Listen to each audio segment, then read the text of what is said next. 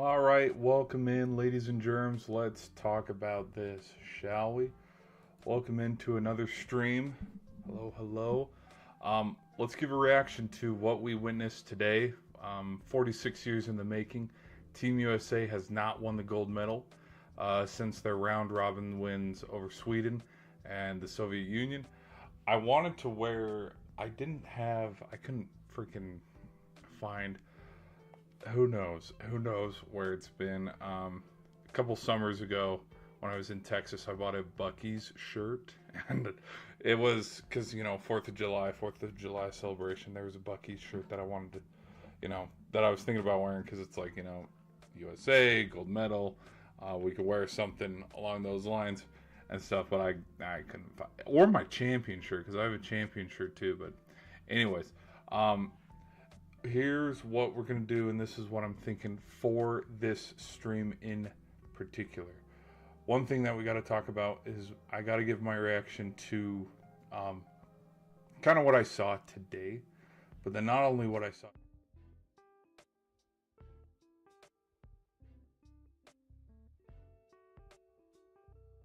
Whoops, hold on. Why is my mic? Hold on. Let me do something here real quick. Sorry, people. Not professionals around here. What the hell?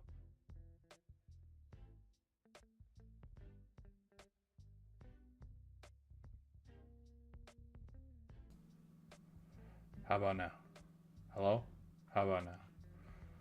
Oh my gosh. I don't know why the mic. Hello? Mic check. Hello, mic check. Sorry, people. I don't know why the mic wasn't working.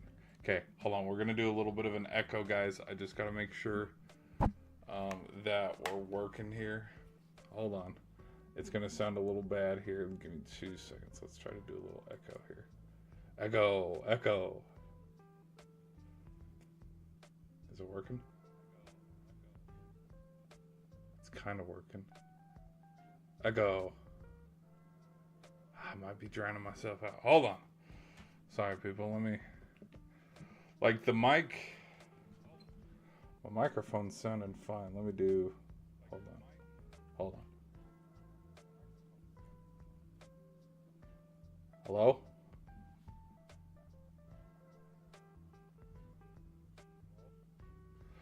Hold on. Something. Either it's me. Hold on. Either I'm drowning out the audio or the audio is way too effing loud. Which that. Honestly, that damn well might be the. That damn well might be the thing. Sorry, people. This is how unprofessional. This is how unprofessional and amateur we are in these streams. I got my freaking mic not working. It's hot as ass in my room because my freaking PC's been running all day playing the games and stuff. Anyways, alright. Let me go. Hold on. Oh, jeez. Let's do one more. How about now? Okay. There might be a little bit of an echo. We're going to try just one more time here. Mic check, mic check. 1, 2, 1, 2. You know what? Actually, in fact, let me pause something here real quick. Because if we're pause. Okay.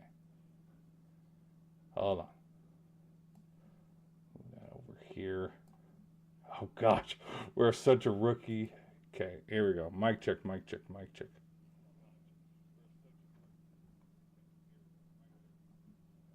And then I play the something about it. It's been bad.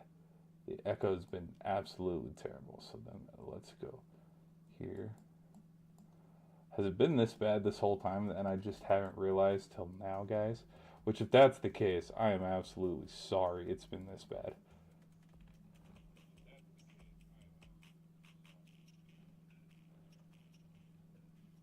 Yeah, I feel like I gotta turn it down a little more. I feel like I gotta turn it down a lot more. Sorry, people. Hold on.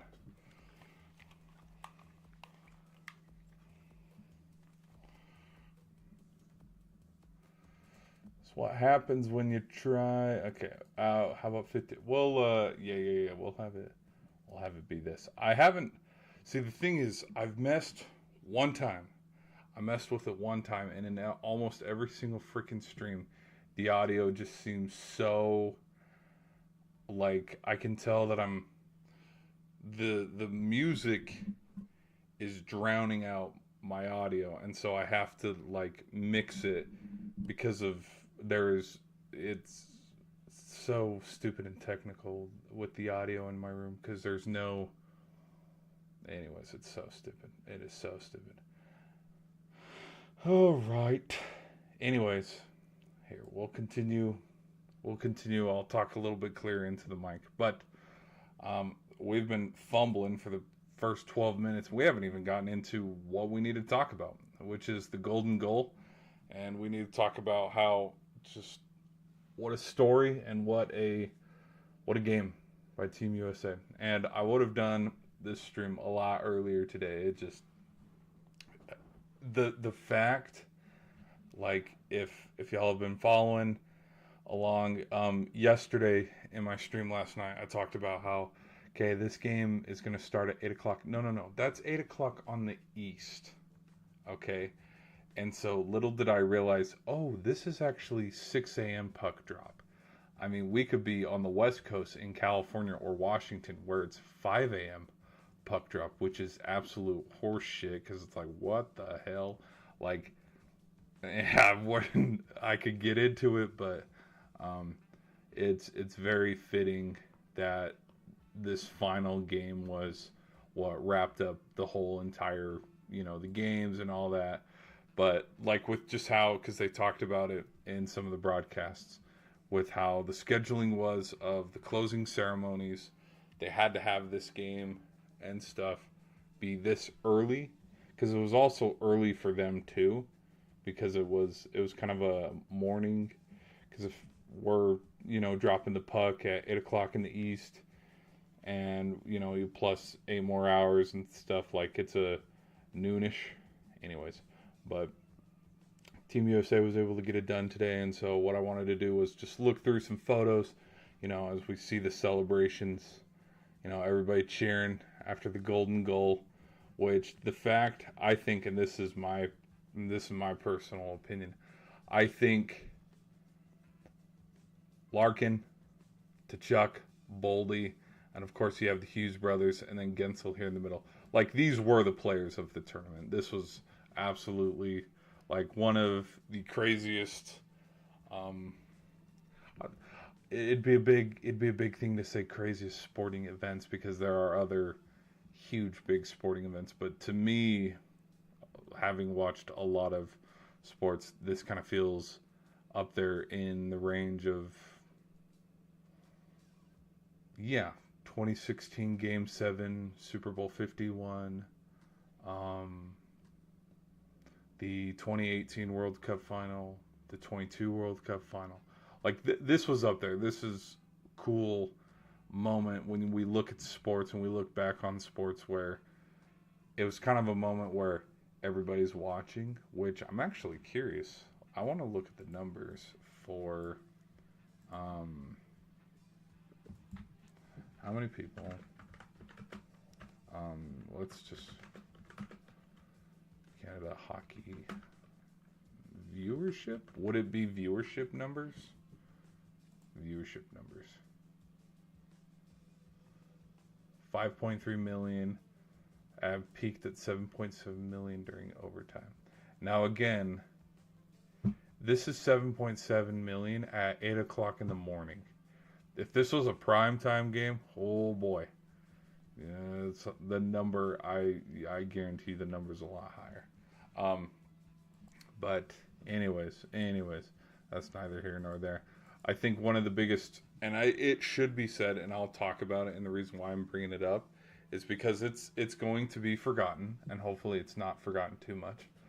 Connor Hellebuyck played out of his mind, and he played a phenomenal game. And you look at what his stat line for this game was in particular: 41 shots, 40 saves. The only goal and the only blemish on that resume was the one that Makar was able to squeak by him in the second. Yes, because the whole third. Yes, because the whole third period was scoreless. Yes, because Boldy scored it in the first. Makar scored it in the second. Because there was a lull in this whole, not the whole game, but for a good chunk of the second period, where you could kind of feel when you were watching it, where if USA did not buckle down, it was going to slip away from them. If you look at the total shots on net, which if I'm not mistaken, let's pull up the stats here. I think when we get to it, I think total shots on net, when we look at his saves and everything that entails, I think we're looking at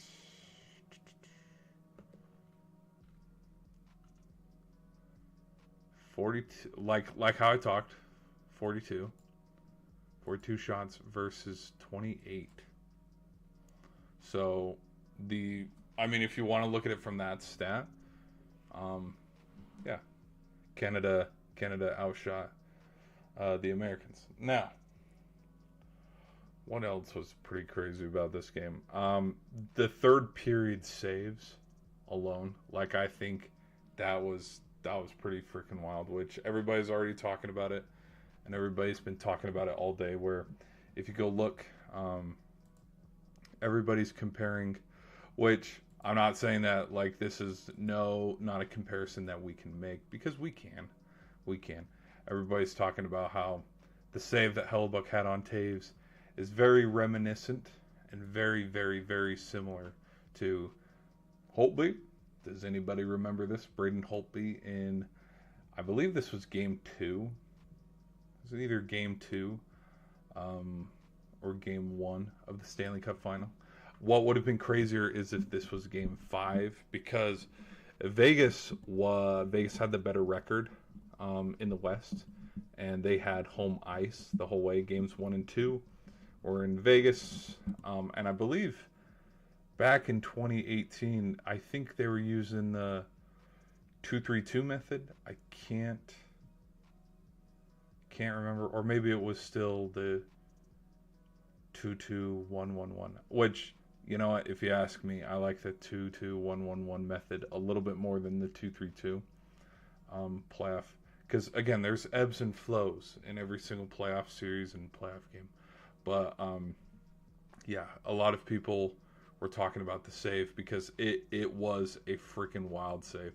But then, yeah, if you're a Capitals fan, when you look and you see this shot by Tuck, and then the fact that it was blocked by Holtby and how it was saved on the stick side, just on the paddle, this turned the momentum of kind of the whole series as a whole, because I believe in this series, correct me if I'm wrong, people, I think with how that particular series went, Capitals went up 2-0, lost game 3, it went 2-1-2, and it was a gentleman's sweep. But again, kind of life imitates art, where we have another great paddle save by Hellebuck on Taves, because that, again, it could have went in. There's another shot too earlier in that period as well, because this is how wild the third period was. We'll talk about the McKinnon miss, but I think it was Makar. It was Makar, because Makar, there was the fight. Remember how there was a little bit of a scramble in front of the net because Makar took an extra whack at Hellebuck's glove, and then we had a little tanglement, that spilled over into the glass. But Makar had a sure chance, and then he missed it. And then once again, he oh my hell, am I mistaking? Am I getting my Sweden game confused? Where it hit 2 posts, it went around the world. Yeah, I'm not. Am I thinking of the wrong? Hold on. No, that happened this game. That had to have happened this game. But anyways, hell of a save. y'all just take this moment. Look at this photo. I mean, look at it. Come on.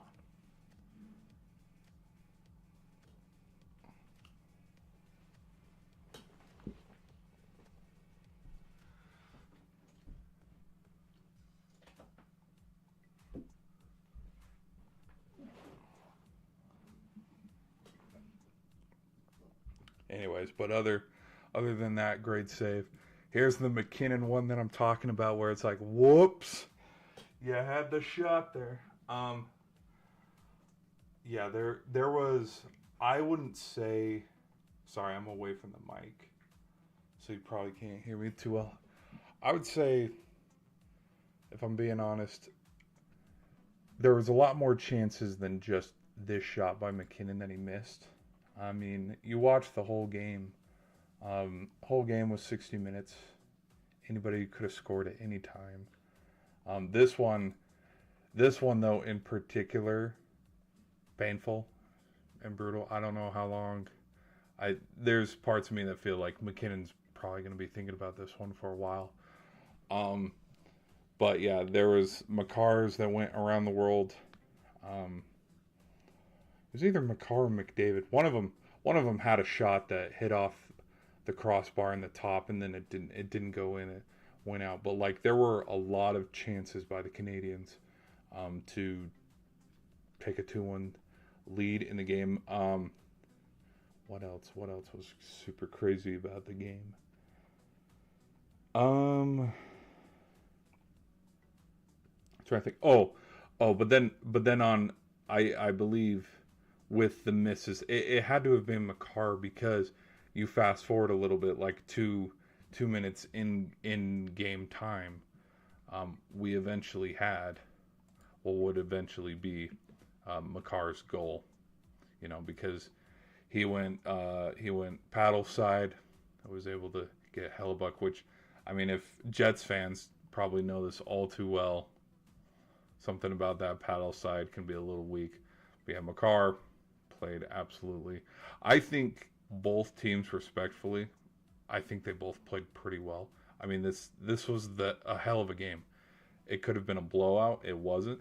And all things considering, too, if it wasn't for Connor Hellebuck, this could have been 4-1 Canada. I mean, that's how much the pressure, like when you watch this game, after Boldy had his goal to start it out for Team USA, which, let me get that photo pulled up here. Because he opened up the goals, like I said, just kind of a sure side. And the handle and the finesse too as well, if you watch this on replay, which I would show replay, but I don't want my channel to be, hey, you can't show that. But just the sure amount of stick handle where he flipped it up through the middle and just was kind of juggling it in a sense. Great stick handle where he pushed it forward through the zone and was able to just reach his forehand and backhand again to where he was able to. I don't think it went 5-hole. I think it went around Binning. No, what? No, it actually went 5-hole. Never mind. Because I'm thinking, is this the one? It did. Anyways, ignore me rambling. But this is what started the scoring chance to go up 1-0. The other thing too, is there's what happened. This was no, this isn't Makar, because there was other things that Makar was doing in the game at that time that I can't remember off the top of my head that he eventually made up for after he scored the goal. But anyways, yeah, Boldy made it 1-0. I think the other thing too, with the fact that Team USA was able to take the lead, I think that kind of showed, okay, we got this. I think we can hang in this game. What was another thing? Let me look here. We talked about the Makar goal. They're in the second period. Talked a little bit about, we'll talk about Crosby. We got to talk about Crosby. Trying to think. Excuse me. Let's talk about this one. Okay. There is a lot to unpack here. in this play. Okay, so we got Hellebuck. This was another chance. This one was middle of the third period, I want to say. Let me tell you, let's talk about the players who are on the ice here. We got Tage Thompson right here, number big ol' 85. We got Hellebuck, who's fallen over. Larkin, who's running into him as well. We got Suzuki here, and then we got McAvoy. McAvoy, I would say, was a huge factor in why this was a save here. Because I think when we want to look at the history of this game as well, and for me personally, this is where I thought this is where Team USA can win this game, right after the 5-on-3. I think a lot of people, and don't get me wrong, a lot of people are going to complain. And believe me, we'll, a little bit later in the stream when we're wrapping up my thoughts, I'll give my thoughts on 3-on-3 for overtime gold. Because, I do have my opinions on 3-on-3. Should it have happened, and should the rules of the ICH or something like the International Hockey, should the rules be 3-on-3? No, but it's no different than the NHL, because if you look at the NHL, when the NHL goes into overtime, it also runs 3-on-3 because it's to speed up the game and it's to get the game over with and done with. Because do we want to stay up and watch? Let's throw it back to 2020. Does anybody remember in 2020 when I think Tampa Bay and Columbus played like 7 overtimes? 5 or 6 or 7. Oh, 6, 7. No, but they, in fact, let's go look it up right now. No, we're standing on business. Let's go look it up right now. It was in 2020. It was longest overtime NHL playoff game. It was 6 overtimes. It was a long freaking game. Modern. Yeah, okay, but yeah, this is back in the 30s. I'm talking Columbus Blue Jackets.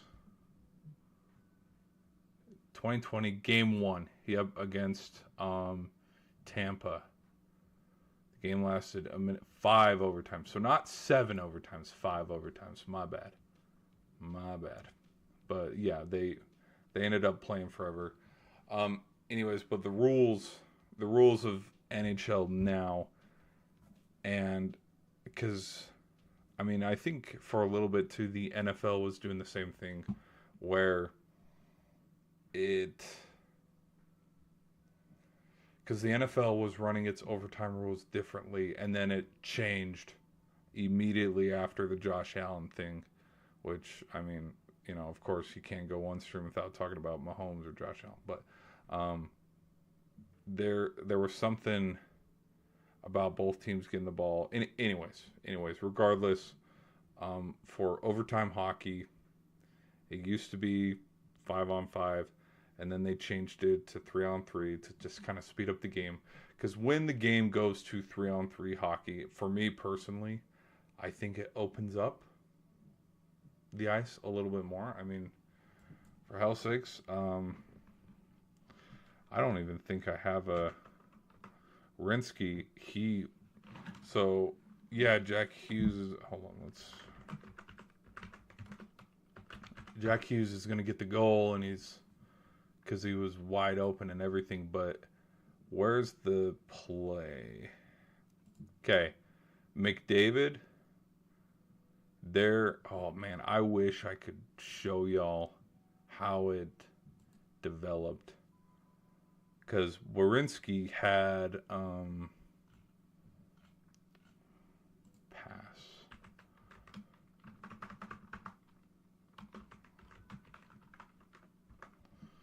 Okay. Oh, damn it. You can't see it. But like from this angle, oh man, if we could show that. You know what? Hold on. Let me do something here. We're going to do something. Trust. Here we go. We're doing something here.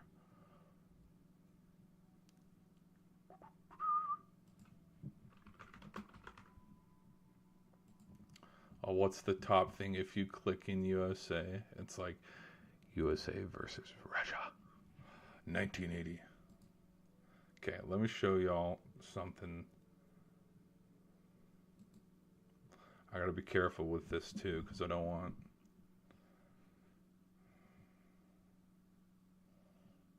YouTube to whack my pee-pee. Pardon my French, but that's literally, dude, they freaking, you can't, oh, here we go. Right, okay. Right here, okay. I'm talking about open ice. I'm talking about open ice and open chances, okay? And when you play 3-on-3 hockey, this is why I have a feeling that, you know, when we're playing it, it opens the ice a little bit more.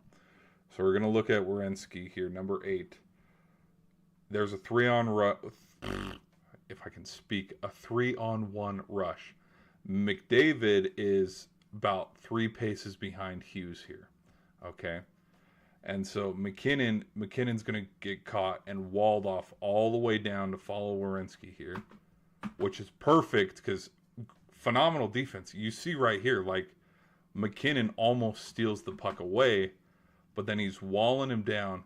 And with just kind of like with how the defense, again, if this is 5-on-5 hockey, it's a lot different because I feel like you could have had another person sitting back here, because you're not going to see him until he comes really late here in the corner. So he walled him off. He walled him off perfectly, which you can't see it, but right behind me, if I remove my camera, the puck is just sitting here. Both of them are sitting tangled, and the puck's sitting alone by the circle. And then all of a sudden, Werenski backs him out, and now he has a stick on the puck. And as we can see, Binnington's eyes, where are Binnington's eyes? Binnington's eyes are focused on the puck. Truthfully, maybe, I don't know, because I haven't seen any post-game conference. He probably doesn't know. He has to know Hughes is, you know, screaming down the ice. But we still can't even see McDavid. McDavid's on the screen, though. And then clear shot all the way across. But with how the ice is with 3-on-3 hockey, the way Werenski was able to just wall off McKinnon all the way, and McDavid fitting enough because I wanted to say this during the stream at one point in time. In the Four Nations, this is Austin Matthews right here. If you go watch it, Austin Matthews was just kind of sitting staring when McDavid scored the overtime winner. It's kind of weird and fitting where it's a full circle moment where McDavid... I don't know why McDavid didn't switch over to Hughes. And again, I'm not taking anything away from Hughes and his overtime win or like trying to bash on Hughes. Because no, hell no. Like I'm happy we won the gold. I don't know where McDavid was on the play to not... Because again, when we're watching it... Hold on. Okay, so McDavid had a hell of a rush here. And then where's Makar? I think Makar subbed off. Because he's able to split Makar. Makar gets lost out of sorts. But then we have McDavid sitting over here. And McDavid's on his horse. I don't know. Maybe McDavid was waved to stay on or something. Which started the 3-on-1 odd man rush. But yeah, just the way that Werenski's able to wall off McKinnon all the way down here to set him up where he's boxing him out and then just shuffles the pass towards the middle. Easy money. McDavid's cheating, creeping, cheating, whatever. Cheating all the way to this side. Not cheating in the way of like, oh, you cheater, but cheating in the way of defense where he's backing up here. Wasn't looking the other way at Hughes. And then Hughes, because there's Makar all the way behind the play. Makar wasn't able to get back into the play. And then Hughes is the last one standing because perfect middle across, and then everybody's freaking going wild. So that, I think this is why 3-on-3 hockey is cool, because to come back to it, why 3-on-3 hockey, I'm not sitting here complaining too much. Now, this isn't because it's like, oh, USA won. Of course, I'm not complaining. But if it was 5-on-5 hockey, truthfully, they could still be playing for all we know. No, but like it opens up and there's a lot more scoring chances, which McDavid even had a scoring chance in overtime as well. And it ramps up the hockey that much more. But like it's freaking awesome. But that's my thoughts on the final play and how it ended up unfolding. Is just Larkin. Obviously, Larkin played his huge part too, because he was right there to get the puck and send it across ice. If he could have done that too as well. But I don't think the 3-on-3 is why Canada lost, because their best players, who, by the way, Makar has a Conn Smythe, and Makar is arguably one of the best defensive NHL hockey players, up there with like Victor Hedman, Sam Bennett, and you have one of the fastest, most offensive, productive players kind of in league history in the more modern era with McDavid. And then you also have the most points scored and most offensive production right now in the season that we're sitting in with Nathan MacKinnon. So it made sense who Team Canada had out there, because those were their three best guys. Who would have been out there if it wasn't for the injury to probably replace MacKinnon? Maybe Crosby. But Crosby wasn't playing in this game, which we'll get into that a little bit later too in the stream. But I thought I'd just bring that up a little bit, show the final play, because yeah, a lot of people were talking about 3-on-3 hockey and how, oh, it's not real hockey, which no, I mean, would it have been just that much sweeter and a lot more cool if it was 5-on-5 hockey? Yes, but again, we don't make those rules. This is kind of already how the league was set up for these Olympics and this tournament.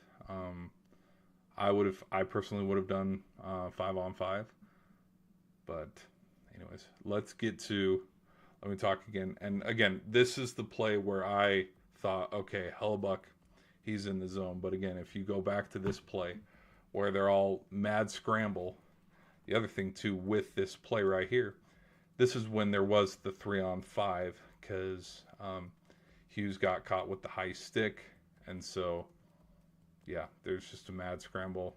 McAvoy had a great save too. One went off his chest. I don't know if it was just kind of a deflection off of Larkin, or Suzuki got a good shot on it, but McAvoy saved one off the front of his chest.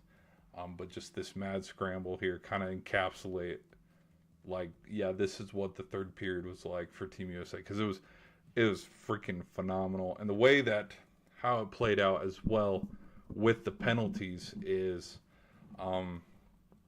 usually with the power play, the other thing that will be the stat that people will talk about is Team USA perfect on the power play. They went 18 for 18, I believe, or 19 for 19. I don't remember, but like the fact, at least for me watching it and kind of being a big goalie fan, is like the fact that 5-on-3 Canada had the man advantage and they couldn't get it done for a solid, was it?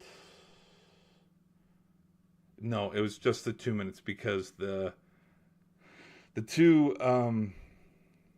minute minor for high stick that turned into a major was on Bennett, which happened at the end of the third period, which I would have just given the 2 minute, but I know if you have the draw blood, it adds to the penalty to make it from a minor to a major.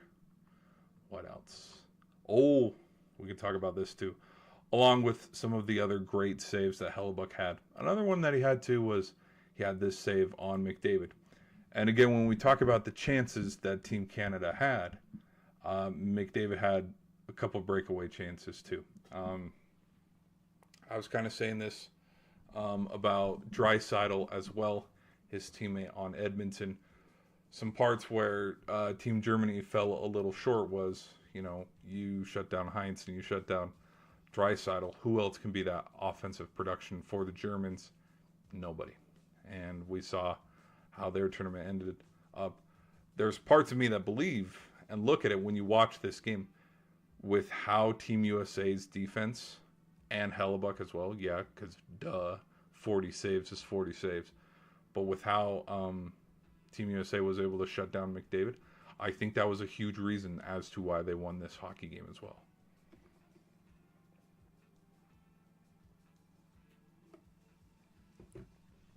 Alrighty. What's another? Here we go. More celebration. I think Hannafin had a good game. But yeah, we see all the guys in here.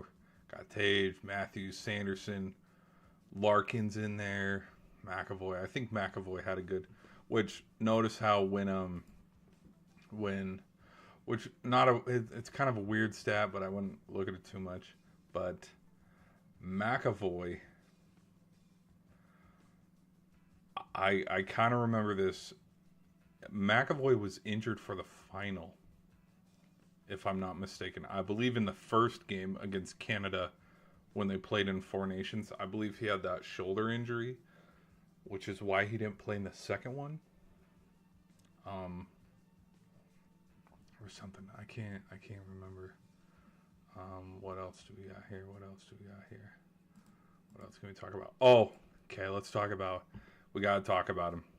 We gotta talk about Sid. And the reason why I think we should talk about Sid a little bit is if you know my favorite team, you know I'm a Penguins fan. I've been a huge Penguins fan, and my secondary, because you know how you have kind of secondary teams. My secondary team would probably be the Red Wings. And you know why? Well, because when I first started watching hockey and getting introduced to it, some of the first Stanley Cups that I can remember were Red Wings and Penguins. I even think I remember who won it. Let me see something here.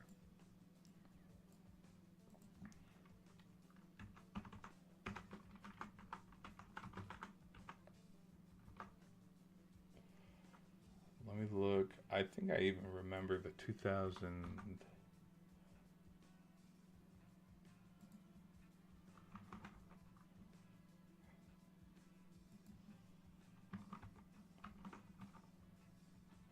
I think I even remember the Ducks Stanley Cup a little bit too. I could be wrong. I don't know. Again, when you're little, things are a little blurry in the old noggin. Trying to remember stuff. Anyways, but hold on, I gotta keep this going to make sure it doesn't.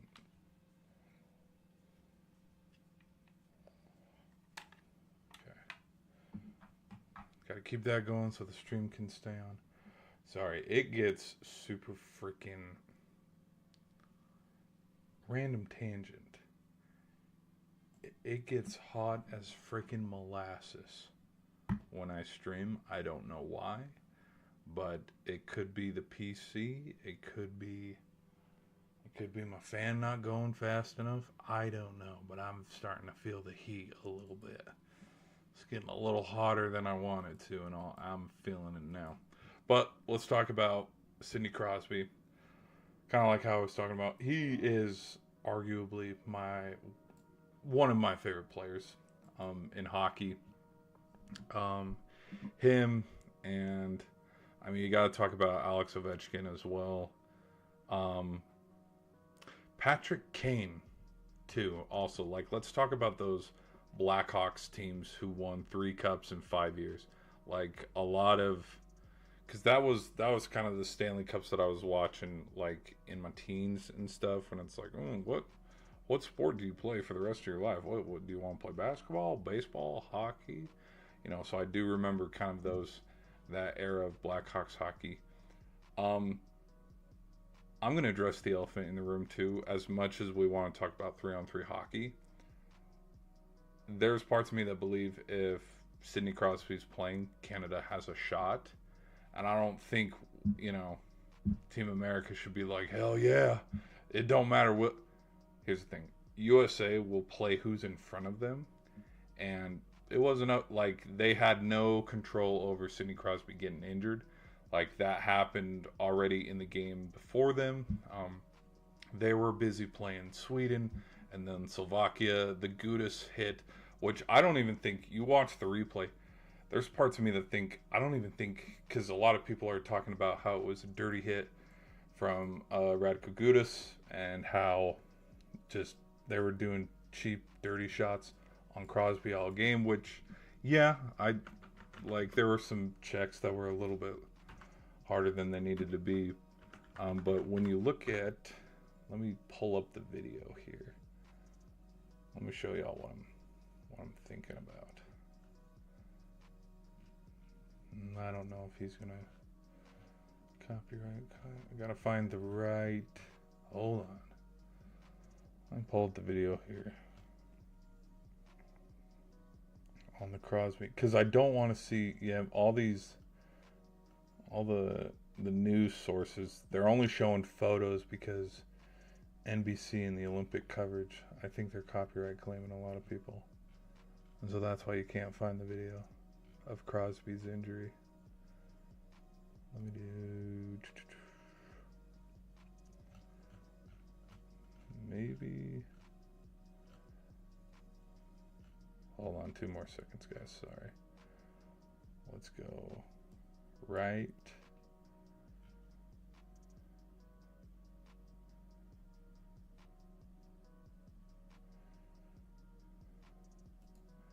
Okay, hopefully. Oh, it's got to play. It's got to play commercial first. Hold on.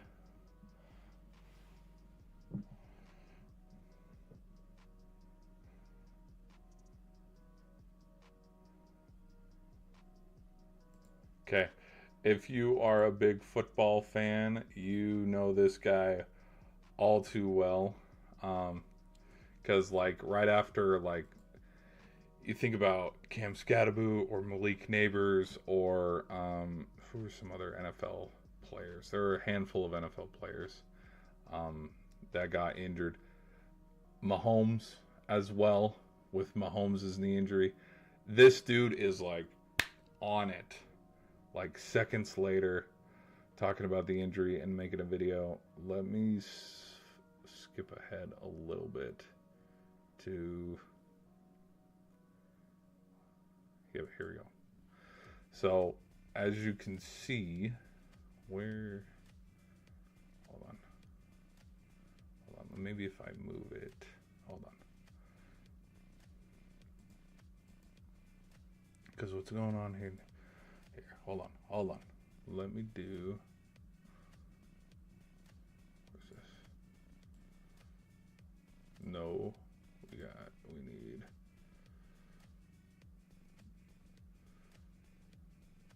Is this showing? Hey, there we go. Let's make it a little wider. It's working. Okay, there we go.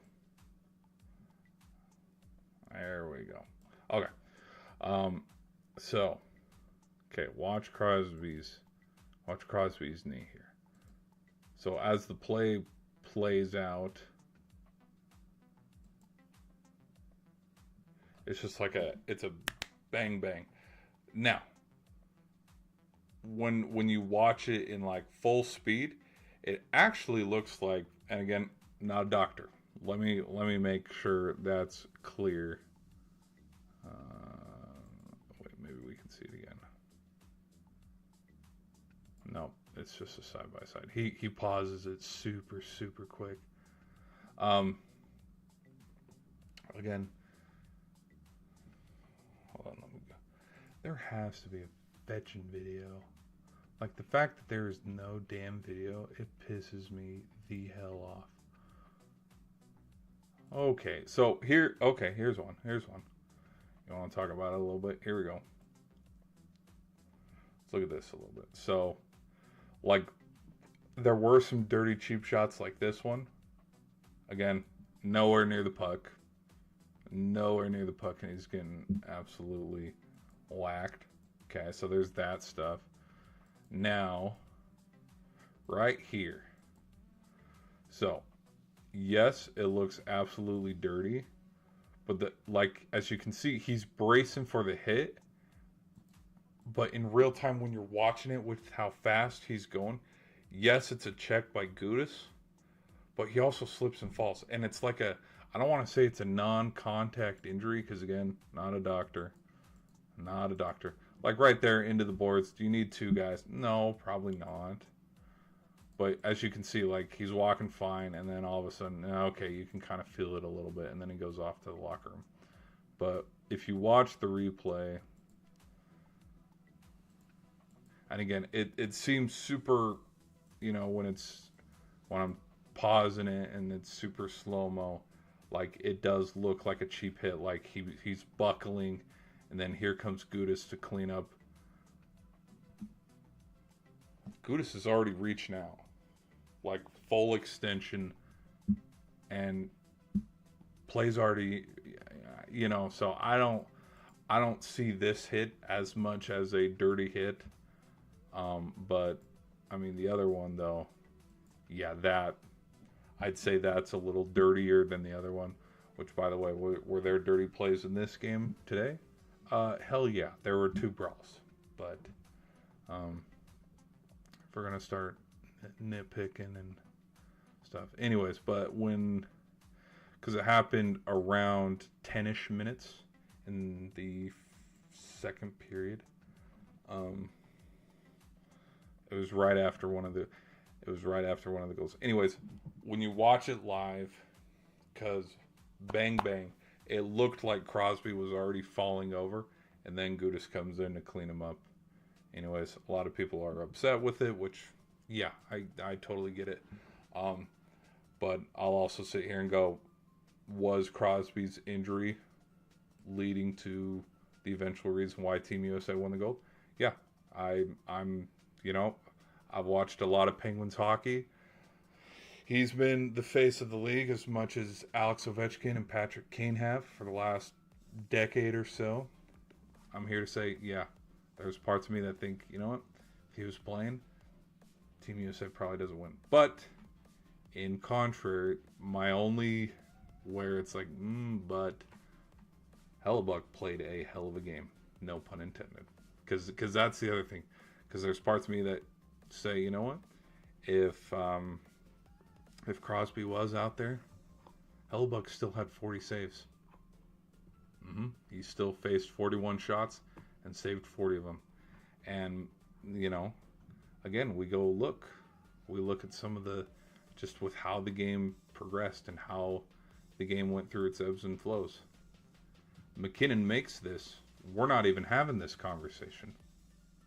Like, McKinnon had a chance. McDavid had no goals in this. He had no, he was stonewalled more than once. You know what I mean? So there's parts of me when I look at it where, if Crosby played, maybe the outcome is still the same. But, though it's me coping a little bit, but like kind of coping in both ways of like, I do want to see best on best. I do want to see everybody healthy and everybody playing. But still, where's some other cool photos?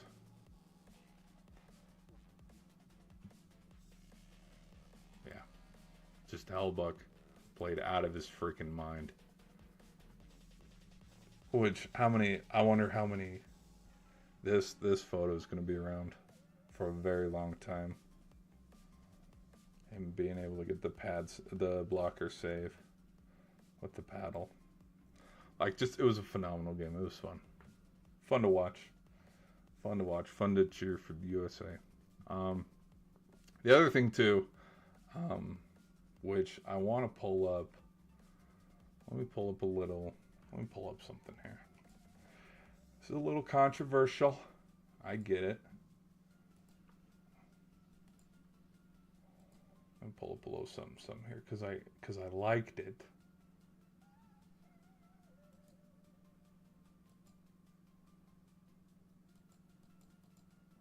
Where is it?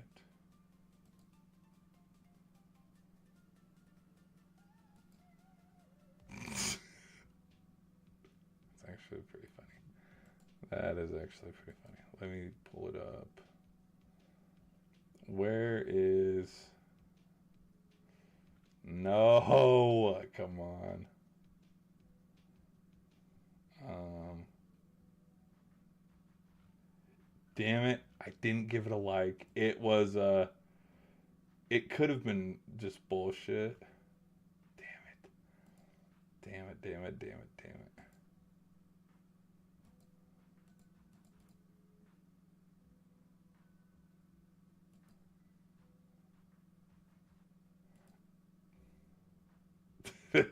I'll show this. I'll show this. You guys will probably get a kick out of this. Let me show you all this.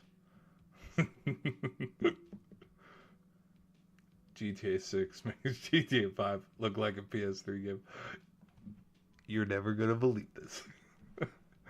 Okay. No, let's get back to business here. Let's get back to business because yeah, we got a freaking Team America gold medal before we got GTA 6. Hold on, let me pull it up. Damn it, it's not.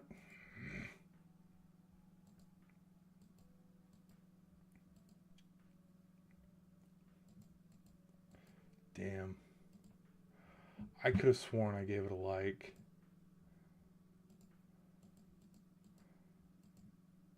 This is one of the coolest photos ever. This is from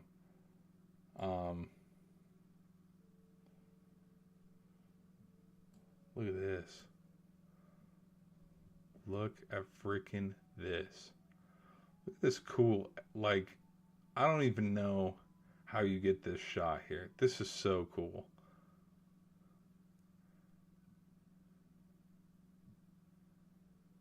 Anyways, such a cool photo. So we got the Adidas photo.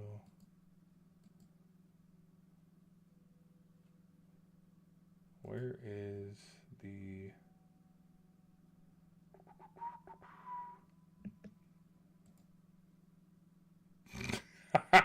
okay, you guys might get a little kick out of this one. I gotta make sure it's muted because I will get claimed for the music. Okay, so we got Sid over here. Look at this. Oh, come on, get out of the way. Just freaking, oh my god. It's like, heartbreaking loss, and of course the camera needs to be on Sid, no privacy at all, and it's like he's reaching for gold. Like it's so oh my gosh.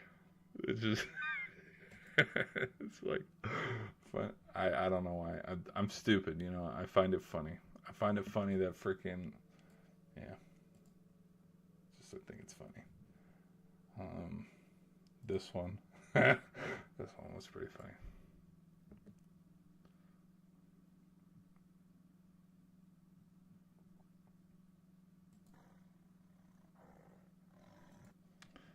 And then it was not so. Say it wasn't so. Oh, y'all didn't even see what the meme said. The meme said Team Canada waiting to get released on Team USA. Y'all missed it. Sorry. Sorry about that. Where is...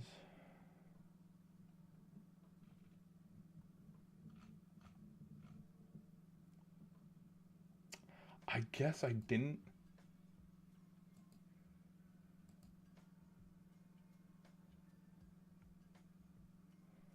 This is a sick angle. So this came ringside of the bout. And I'm not playing the audio either because I don't know if the NFL is going to try to claim it. But like we got the shot on the glass. Goes from black and white to color. It's so cool. But yeah.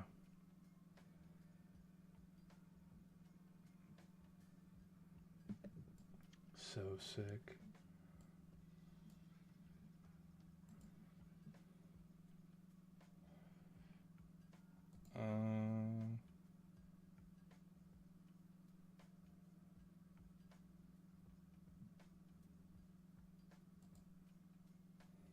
Okay, I need to play this one. I need to play this one because y'all are gonna love this one. I need to play. Hold on, let me. Okay, so here you'll see exactly why I need to play this one. So the first word was I'm. He's gonna be like, I'm sorry. Everyone's being very polite to the States. We're going to kick their ass. We are. Power play, shorthanded, 5-on-5. No one talked about 3-on-3 though. Boing! And that's why we won. No. So I gave that one a little like because I thought it was kind of funny. Where is.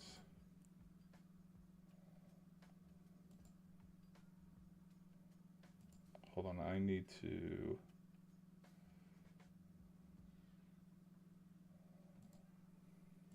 Okay, need to mute that. There we go. Damn it! It must have been. Oh my gosh, it was somewhere. Maybe I commented on it. Nope. Nope. Damn it. It was apparently, and again, this could all be horseshit. Maybe there was an article, and maybe I'm getting got here, but there's an article about how Victor Hedman, who plays for the Tampa Bay Lightning, he was talking about how it's not really best on best without Russia, which, you know what? There's a little bit of truth to that. And if you look at just the history of hockey as it is, Team Canada has 10 gold, Russia has 10 gold, and then in third place, no. Is there one more team? Hold on, let me look up. Let me go look up some things real quick.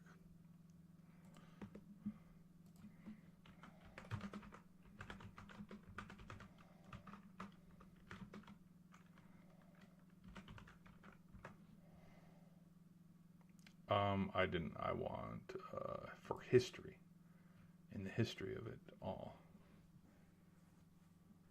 because Czechoslovakia had two. I think Czechoslovakia has two, but because Czechoslovakia isn't a country anymore, like there's an asterisk to some because it's like this isn't what they were. Because I think, which is why the Miracle on Ice, another reason why it's such a big deal is, oh gosh, oh my gosh, I don't know if I'm,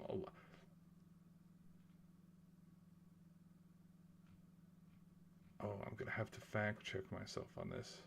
Um, they were.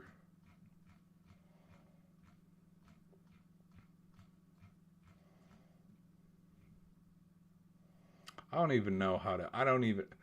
I'll just say I don't even know how to word what I'm trying to say here. Basically, it's like, did you win golds as the Soviet Union or as? Oh, here we go. Here we go. By great. Okay.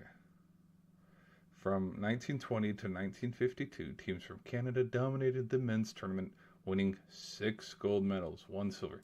Canada's dominance was broken only by Great Britain in 19, and then the Soviet Union began to compete in the Olympics in 1956 and won 9 straight Olympic medals, including 7 gold. So were they considered? This is where I'm wondering about the technicality. Is were they the USSR or the Soviet? Like I don't know. It's like what the wins are still there. Okay, this is gonna sound stupid, but this is kind of the humor in me. The Super Bowls are still there under the name Redskins.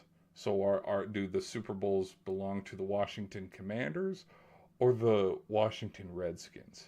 Because in the building at the time when they beat Miami and when they beat the Raiders and I think the Vikings, because I think Washington had 3, did they win the Super Bowl as the Redskins or the Washington Commanders?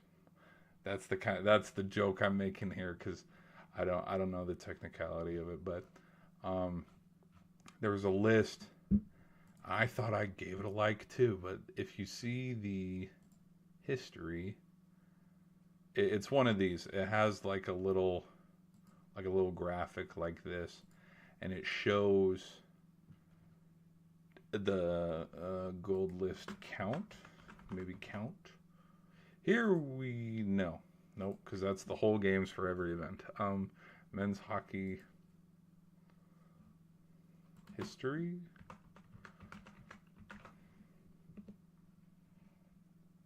Why the fuck? Why the hell is this not working? History of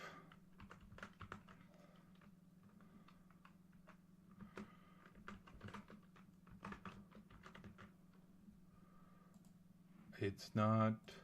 Oh, well, okay, okay. Here we go. Well, actually, no. Nope. Can't show this. Well, let's just say there's a certain. There's a certain flag we can't. We cannot. Shit. The oh my gosh. We can't take this stream seriously. We cannot take this stream seriously. Um, 'Cause I don't know what I can show and can't show. Um, anyways, Canada, because Sweden has two, America has three. Anyways, but it showed them all lining up next to each other, and with the comments that I'm trying to see if there's any other. Yeah, it's not gonna show it. Which, funny enough, I think this is the actual. Here, let me show you. I think this is the actual photo because we know this photo because this is the photo when we beat them. Which, by the way, from the stories that they tell, these are college kids. Okay, college kids beating up full grown men. Anyways, but I think this was the game after the Sweden game because that was also some refresh on history because they talked about how it wasn't because everybody associates this photo and this game with the gold medal game, but there was one more game to play, like, and I think that's what's kind of funny is it's like they still played another game, but again, like this was back in the 80s, no one gave a shit. Well, I mean, people did give a shit, but like the small, like, minute things about, for example, when people talk about like let's fast forward, I mean 46 years. Okay, let's fast 46 years from now. People aren't going to care about, hey, do y'all remember that Team USA almost lost to Sweden because they let Mika Zibanejad score with 90 seconds left? No, they're not going to talk about that. You know what I mean? They're only going to talk about how Team USA was able to go undefeated, Canada was able to go undefeated, and they met up in the final. And, the rest was history. Which, actually, funny enough, too, in 46 years as well, I don't think we're going to be talking about how, well, America won it because Sidney Crosby wasn't playing. Because there's something that tells me in 46 years, Canada's going to win a couple more golds. Russia's going to win a couple more golds. And maybe the next generation of USA hockey players. Finland might get one. Sweden's already had two. Maybe in 46 years, they'll grab maybe two more as well. But yeah, in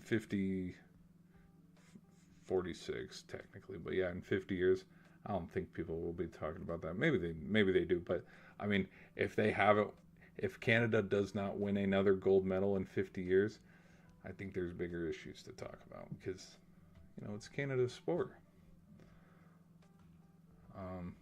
But anyways, yeah, I wonder where that photo came from. That's fun. Anyways, but yeah, I saw a thing where it talked about, it showed all the total goals from everybody, and like there's parts of me where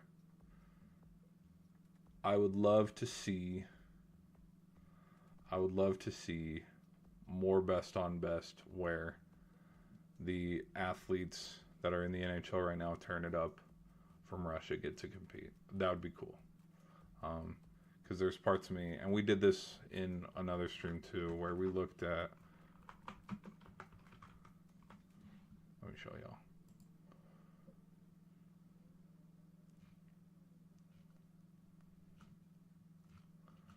Let me show y'all a little something. Okay, so we did this the other day, where could you imagine Alexander Ovechkin, Evgeny Malkin, which, by the way, again, that Penguins connection, because I'm a huge Penguins fan. But yeah, you have Ovi, Gino, Nikita Kucherov, which I believe he was the one that said, it's not really a best on best without us. We got, you got Nikita Kucherov, Artemi Panarin, Kirill Kaprizov, which, his teammate Boldy had a game today.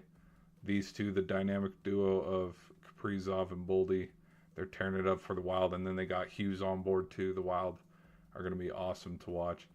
Valerie Nichushkinin, Andrei Svechnikov, sorry, my bad. Ivan Barbashev as well. And then you look at some of the defensemen, Romanov, Nikita Zadorov, Gavrikov, and then 3. And this isn't even including Officer Bob, but Sergei Bobrovsky. So you would have Sergei Bobrovsky, Andrei Vasilevsky, and Igor Shesterkin. I mean, those are arguably, if you watch hockey and know it, arguably three of the top 10 goaltenders. And then also Tarasenko as well, which we did this last time too. What team is he on? He's on the Wild right now. Okay. So yeah, you got Tarasenko, Panarin. I mean, just all these guys. Like, there's parts of me where it's like, you know what? Shit, they could have won the gold, dude. Because again, like, there are so many talented players. And it would have been cool. And then when you look at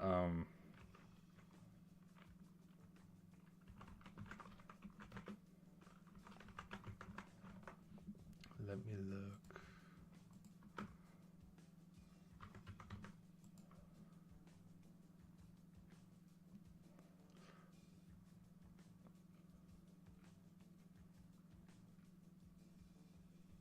Anyways, try to see who.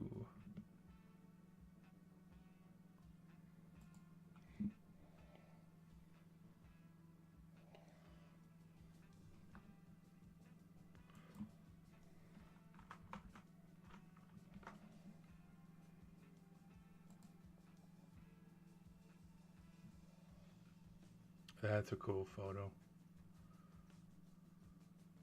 Standings. No, come on. Oh, okay. We'll go from here. We'll go from here. There's parts of me where I think you could add. Well, and if I'm not mistaken, too.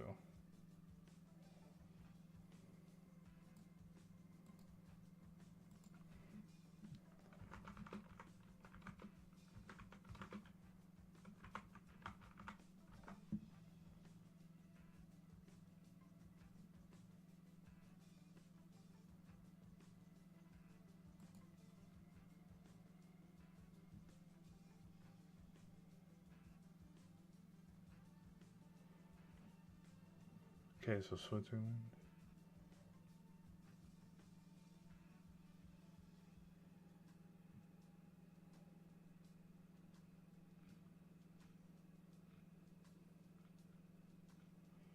Yeah, but what was the? I was literally looking at this the other day. There's another country. There's another country that's on the rise in the world of hockey, kind of like how when you look at the MLB, where are a lot of talent coming from in the MLB, South America. You know what I mean? With the Ronald Acuna Juniors, the Fernando Tatis, Manny Machado, like, or Japan with Shohei Ohtani. So let me look at. I don't want to butcher and say it's the country that I'm thinking of, and then I don't want to say it and then have that be like, bro, no, you can't, no. Maybe. What did Where did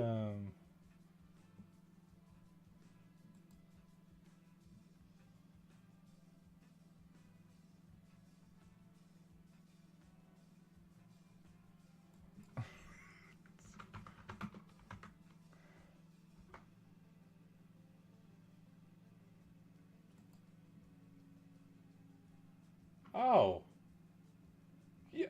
What? Yeah, okay.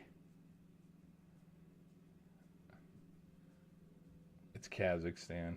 Okay. Trying to be politically correct, not say anything too crazy, but yeah, Central Asia.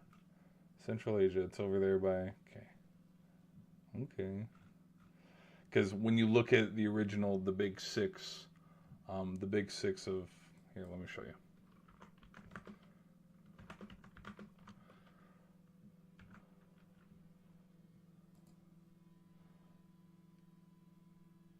The big six include of Canada, the USA, Russia, Sweden, Finland, Czech Republic, and Kazakhstan. And then it was talking about some other countries that are rising. It talked about Japan. Okay. And Kazakhstan as well. So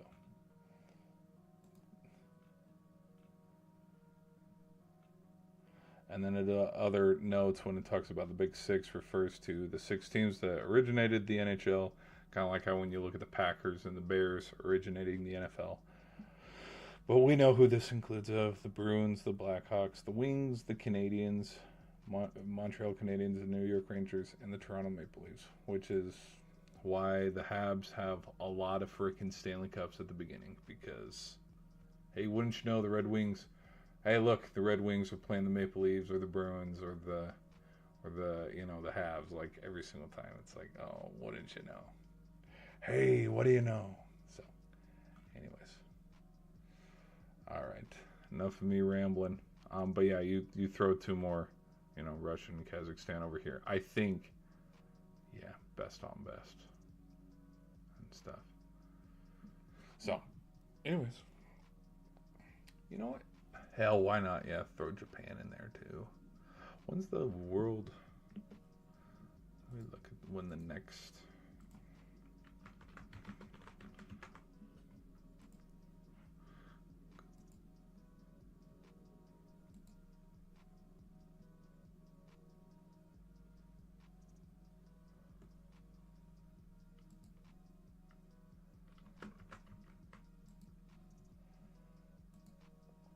Well, here we go. 5, 10, 15, 20. 20 teams are going to go compete in the World Baseball Classic. Like Cuba. Australia. Look at this. Australia is competing.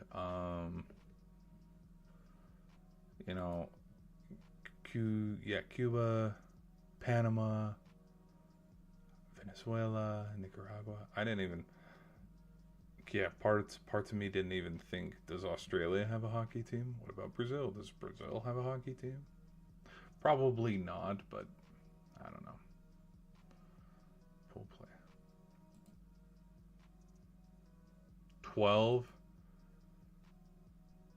versus 20. Yeah, they could have made the qualifying. They could have made it a little bit bigger.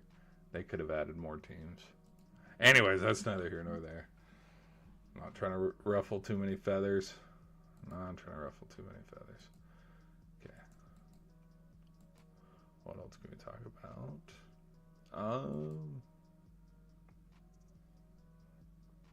What else? What else? What else?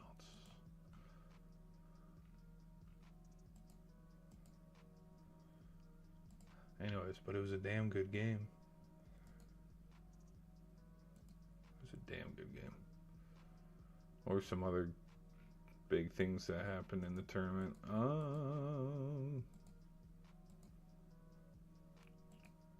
Yeah, we already talked about the 5-on-3. We already talked about Sid. We talked about Hughes. We already talked about McKinnon's missed shot. Nothing much else to talk about, truthfully. I guess I'm trying to think of what are some other things to talk about during this game.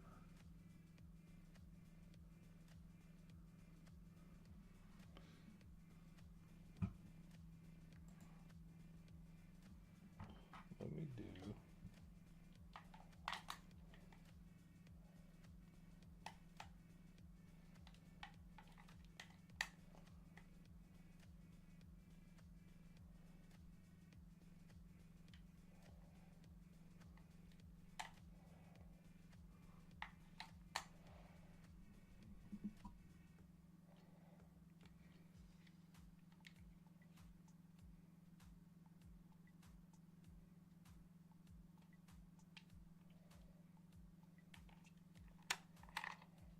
Oh, come on. Sorry, I'm trying to keep messing with my Xbox here. Make sure it can stay on.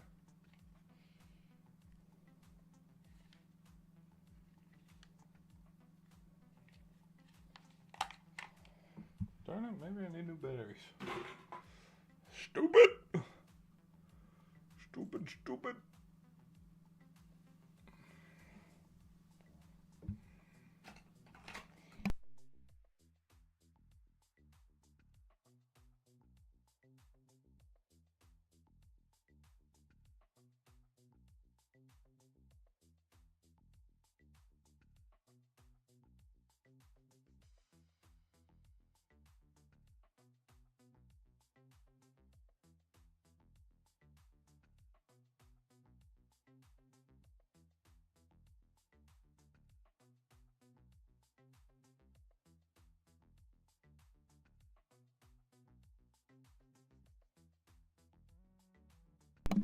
Alright, sorry. I can tell I'm.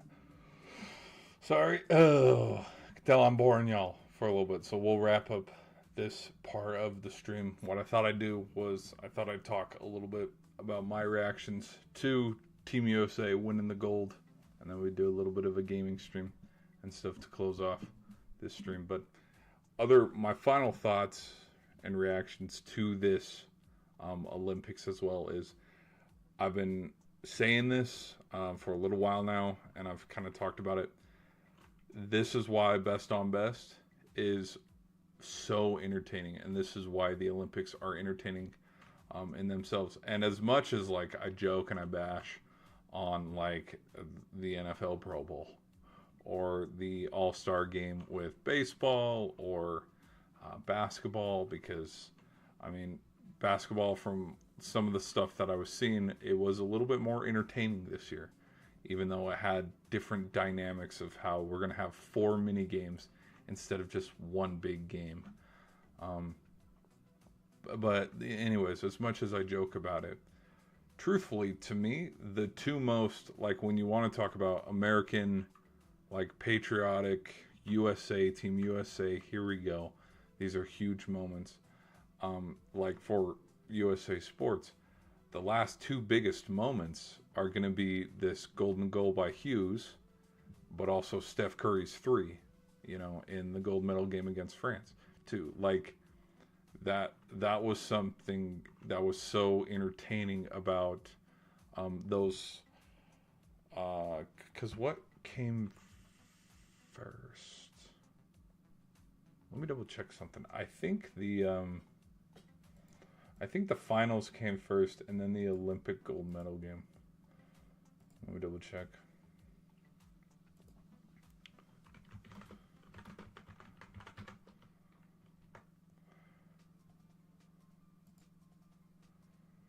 $5 billion views? Oh, million. Oh, I saw the eight blended into the 8 blended, and so I thought it said 5.8 billion views, and it's like, case in point, this is what we get. Oh, it happened after the NBA Finals. Okay, so again, when we're talking best on best, one of, I mean, if you know, you know, this was entertaining. This was one of the most entertaining games in basketball more recent history. I would say arguably this, like the gold medal game between France and USA, was a little bit more entertaining than what we had a month earlier between Dallas and Boston. Because arguably, I like the format of winner take all one game, but just again, it's 87-93. France gave USA all they could handle. I mean, like it was a good game. When we have best on best, this is how entertaining the game can be, and that's, I mean, it was fun. It was fun to watch.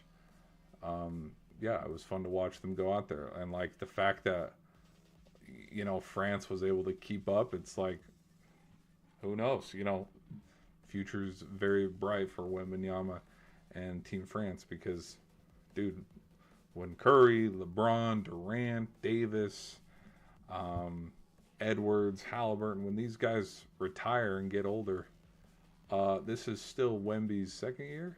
It's like, ooh, USA, we better, you know, stock up on players and get ready because, you know, you also look at like Jokic with Serbia, like they could be in contention. You look at like Doncic with what, yeah, like it just, or Team Canada as well with SGA, Aaron Gordon, Dylan Brooks, like just basketball. Like it was fun.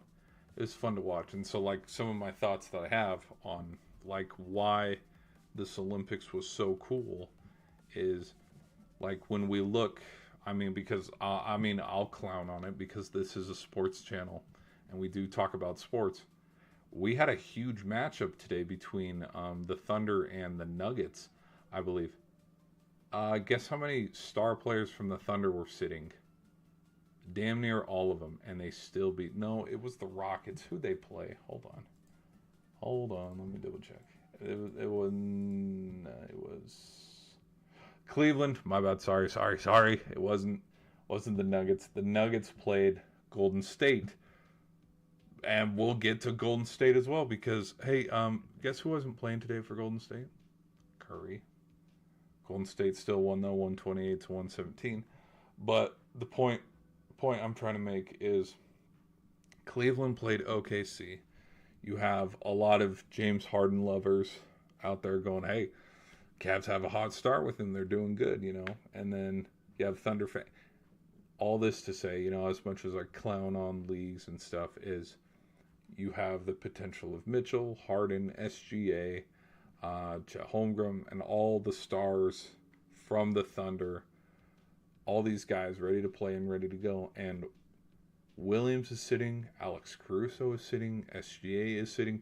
Now again, I've been a little bit more focused on hockey and college football and the Olympics, so I don't know what injuries could have happened to be why they're sitting, you know, in the first place. Because, I mean, you go look at the Denver and the Warrior game, Butler's not playing, obviously, duh, but it's like, well, it's because what happened 3-4 weeks ago, he tore his ACL. But, I mean, this is why, like, the Olympics and when we try to get best of best format, it brings out the best in players, and it's very entertaining because you flip the channel over to basketball and watch stuff what's going on over here, and your star players are sitting.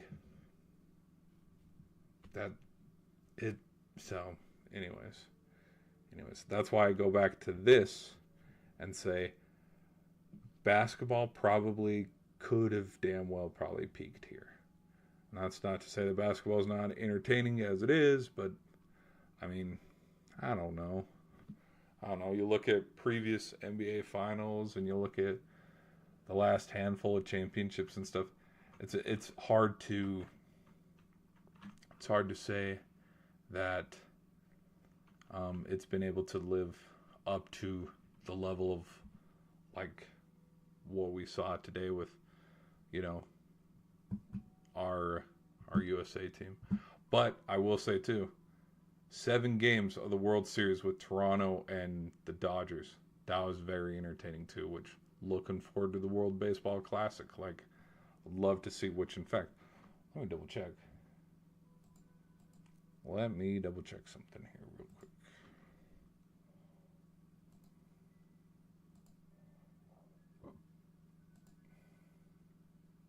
Okay, Japan does have a team. I was nervous. I was like, is Japan going? Because Japan won it last time.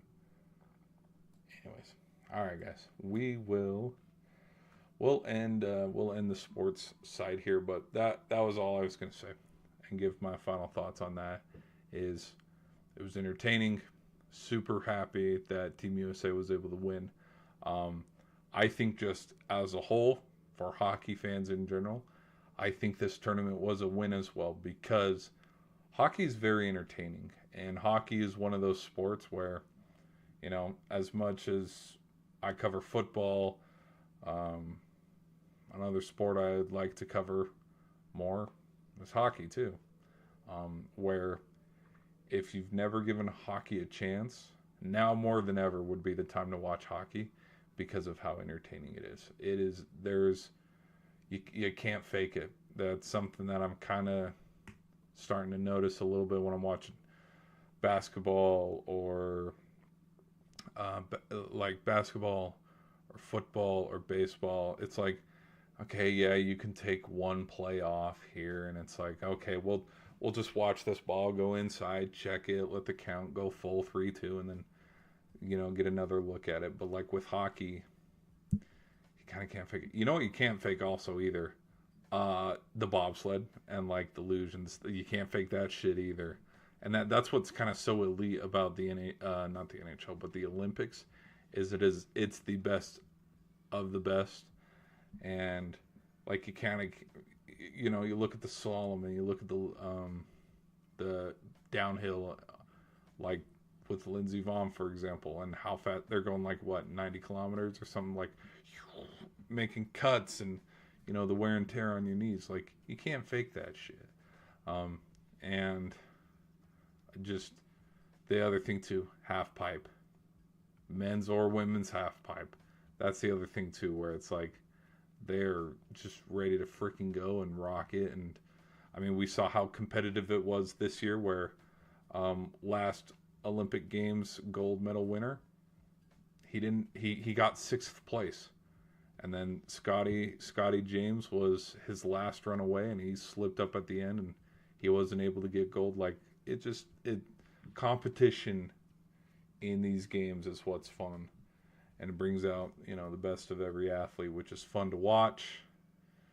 And so let me close out of this. But those are my final thoughts and reactions to this Olympic gold medal game. Is that Hellebuck played on his head, and he played an absolute phenomenal game. Even with the one blemish of the one goal allowed, it's like, dude, it is what it is, man. It's part of the game. But I mean, if anything encapsulates, like, I would say there are 2 photos. Let me show you both of them. There's this one, which I think kind of encapsulates a lot of Team USA and what we were able to do and what we were able to accomplish in this tournament. But the other one that I'm kind of like, you know what, this kind of speaks volumes to almost about damn near everybody. Just the bloody lip, missing some chiclets and all, man.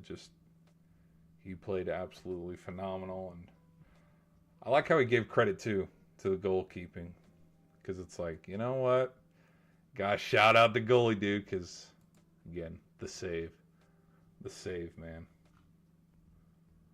The freaking save.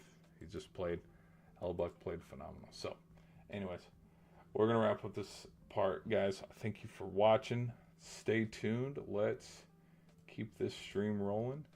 Let me pull some things up here, and we'll get our gaming section going here. Wait 2 seconds.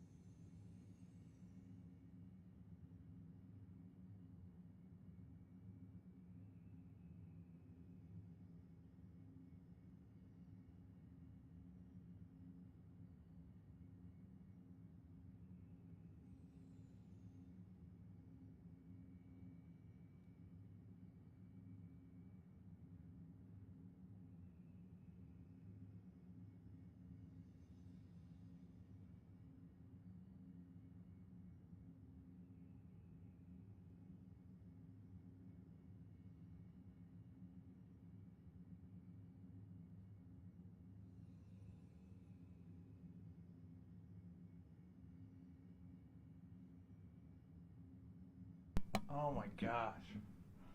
It is hot as hell in my room. Holy shit. Ugh.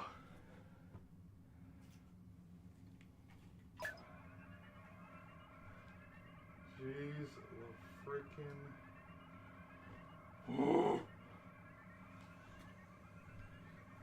Wait.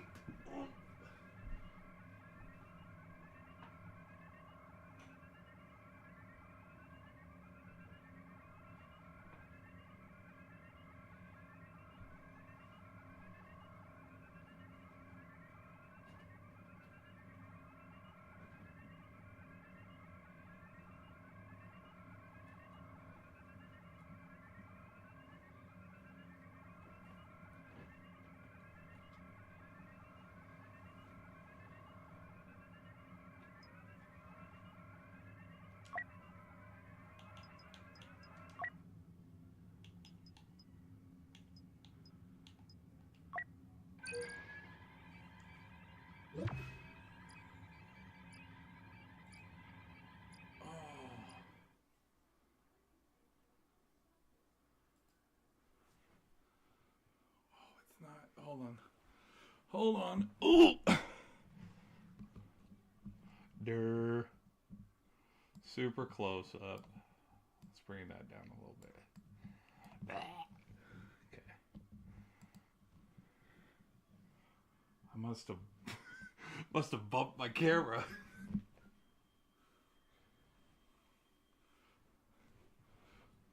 There we go. That's better.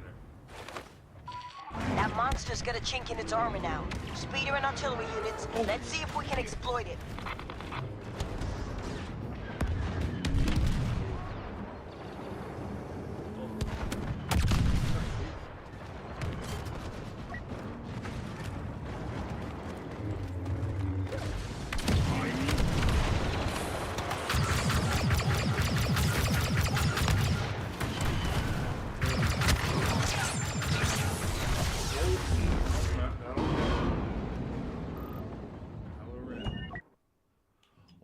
Heavy captain.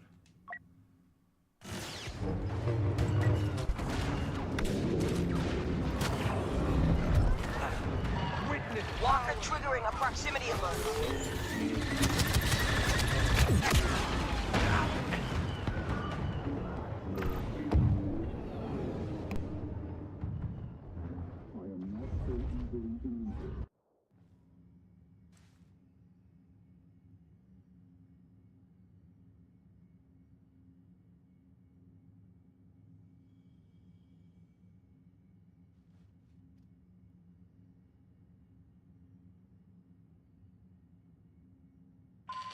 That walker's opened a fire. Blast it to nothing before it recovers.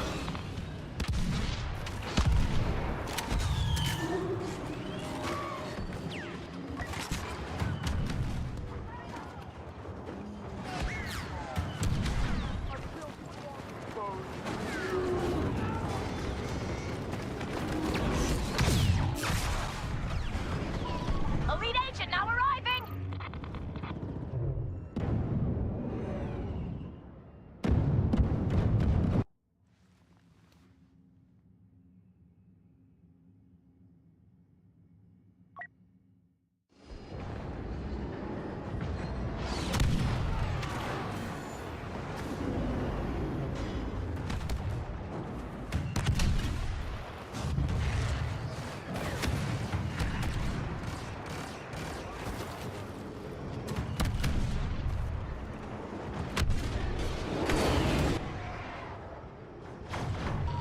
ADM-6 getting really near.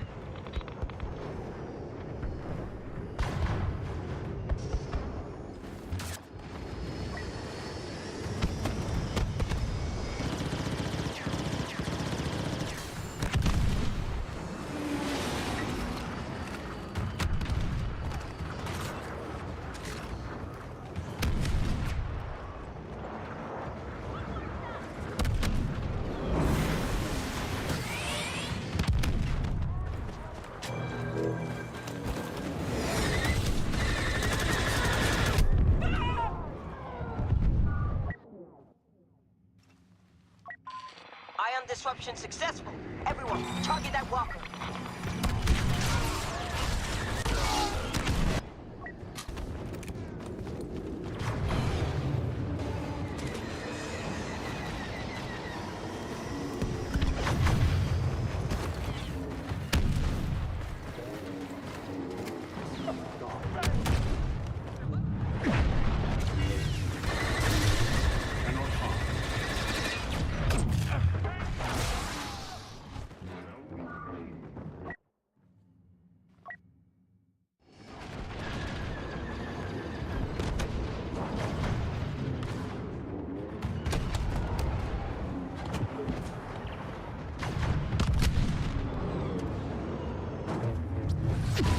Now, speeder and artillery units, direct your fire on that walker.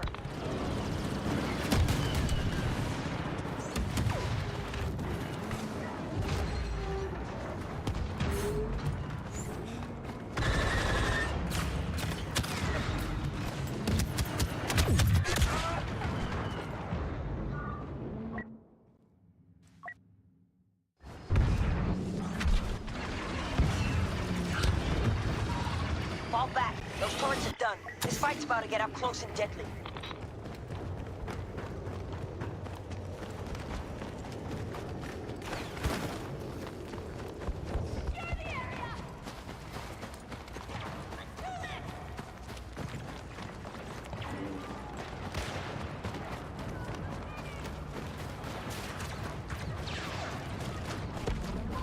The First Order are moving in on a key position in the mine hangar. We can't cede control. Laying down cover fire.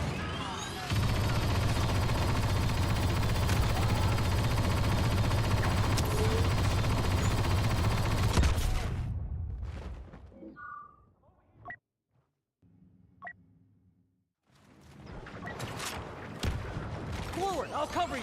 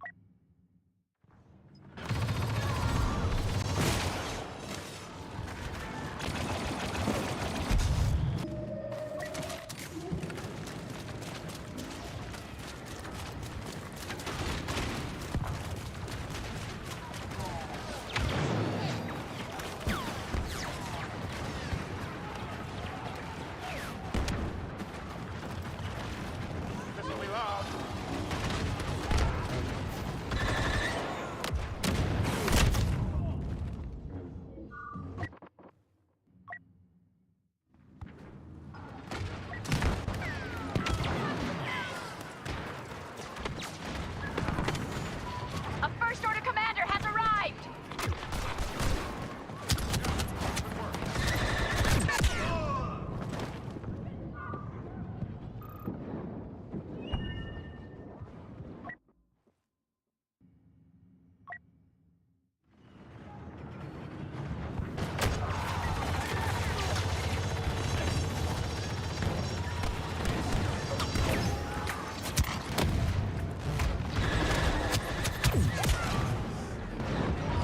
We are not going to hand over this area to them.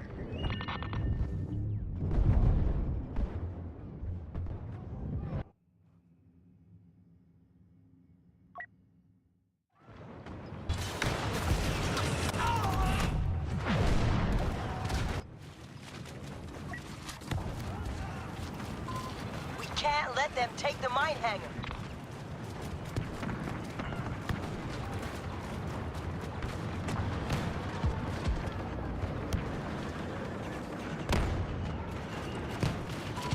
We caught a break! Top agent arriving to help!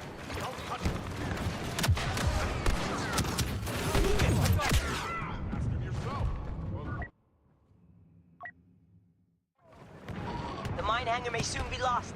We need your help.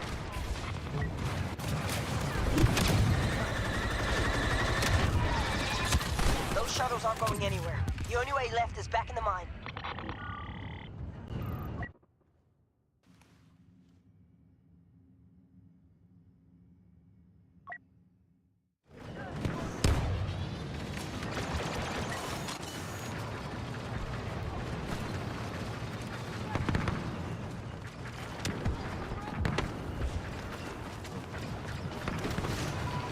Don't give up. There's always a chance. Protect the power generators so we can seal the blast doors and cover our escape.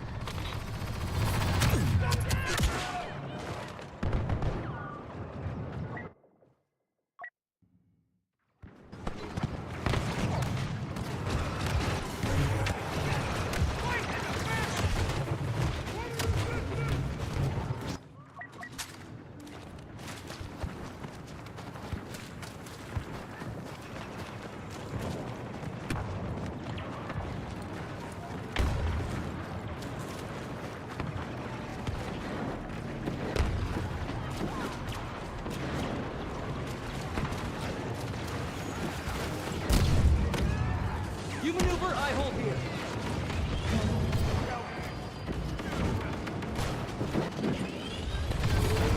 The force is strong.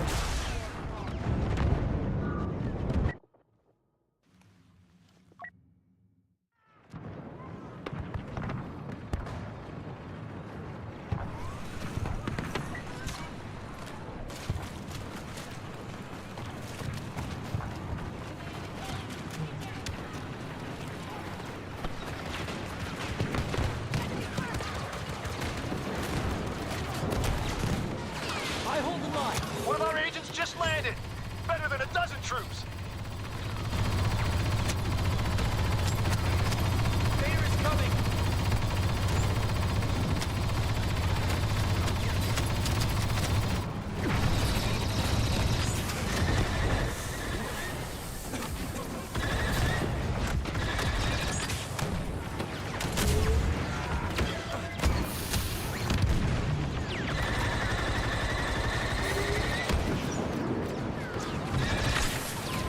Resistance special operative arriving on site. Door generator down. Protect the others.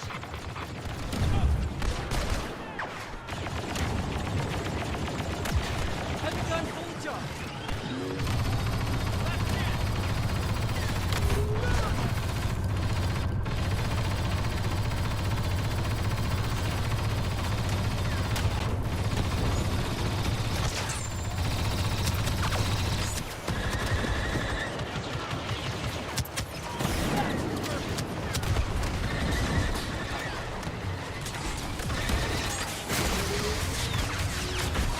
Elite soldier now on site!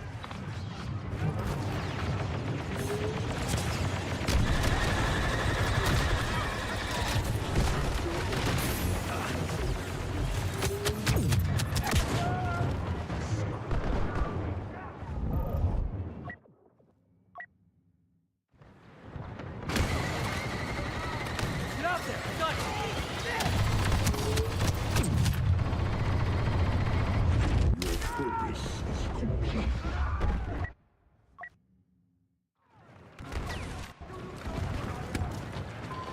Only one generator remains. Elite resistance fighter on site. We tried our best. The First Order won, but we sure gave him a hell of a fight.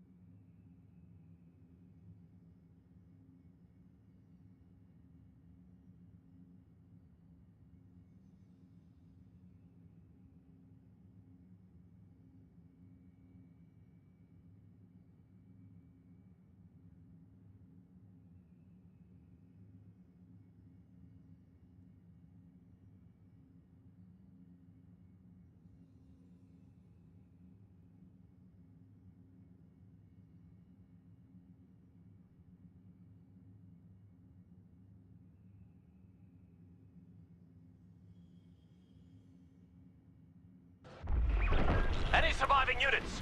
We need more time to rig the charges on the droid factory. You've got to push those clankers back.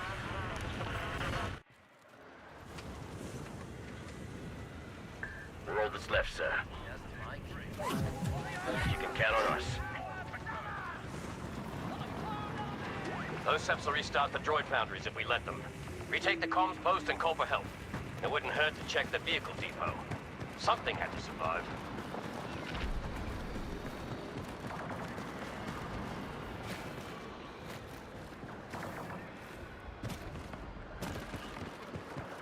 It's not pretty down here. It should be able to transmit. Reactivate that ATTE. Damaged or not, it's better than nothing. Contact the Republic. Do whatever you have to do. Tell them we need help, now! Hold that console together and send the distress call. Adjusting the transmitter to find a signal.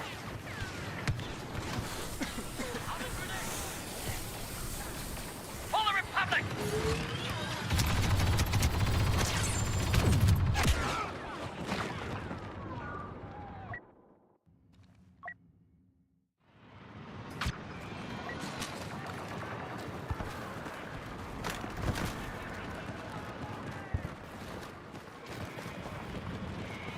Comms relay will take some massaging to work.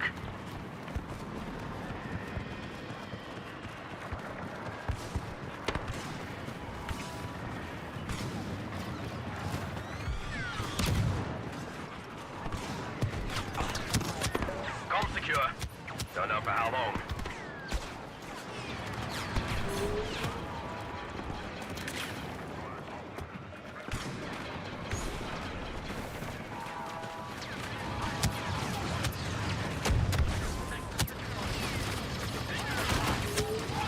Laying down covering fire!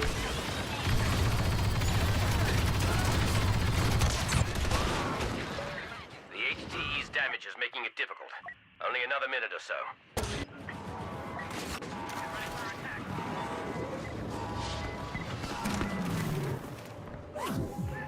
All right then. ATTE ready and waiting. Once you send that distress call, it should be enough to show those droids a real fight.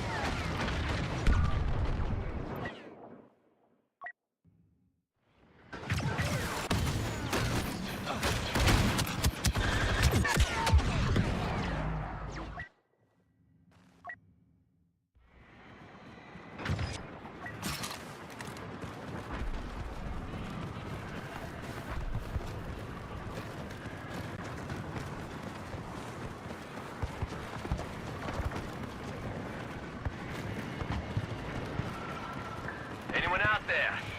Could use some friends about now. I think we can lend a hand. Be there in a flash. Oh, goody!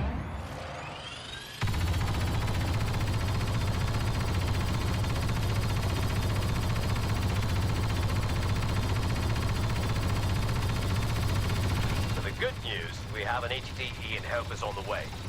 The bad news is the Geonosians told the droids are up to a lot of firepower. They're unloading more clankers from a couple of hard cell transports. If you don't destroy those, the droids will march right into the factory.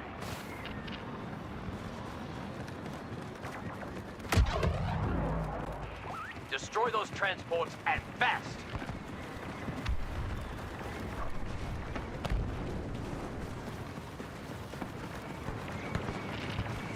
Standard fire's not gonna cut it. We've got to soften the ships up. Try to get creative with the ATTE's heavy cannon.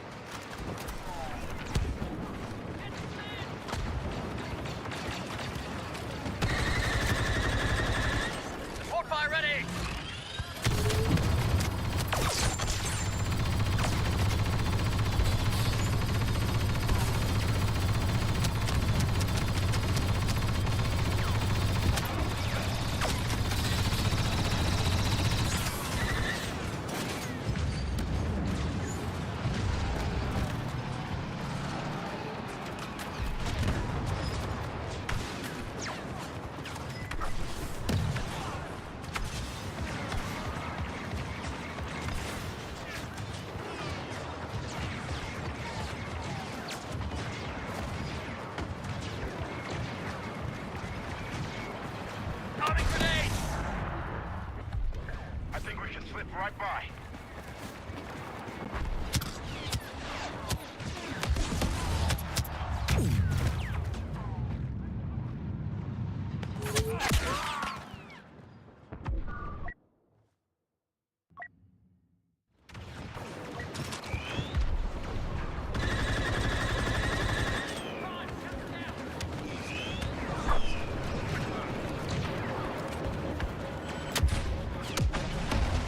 Follow my lead.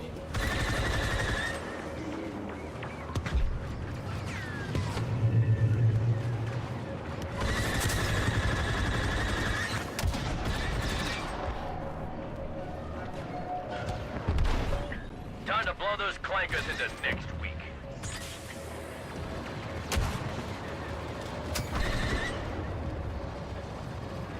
That hull's heat signature's spiking.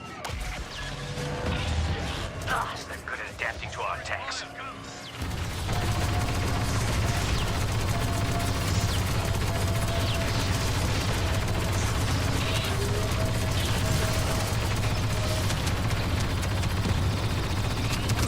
We need to do a better job of disrupting those defenses.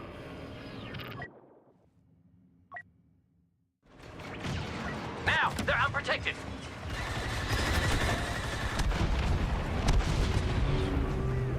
The droids re-engage their defenses. That's a sight, isn't it? So good, I want to see it again. I can get us back. Go, I got your back. Quick, fire before they restore the defenses. It's working. Don't let up on the transport.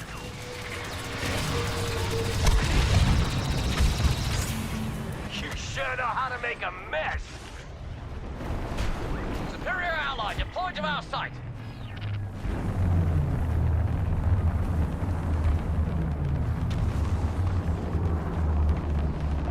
Ah, the workers are gone. We're in luck. Republic advance team is flying in more ATTEs. There's only a handful though, so don't waste them. The Republic's open for business, boys. All right, clones, you want a few extra bodies, you'll have to set the table. There's a good site for an LZ up near those abandoned turbo lasers.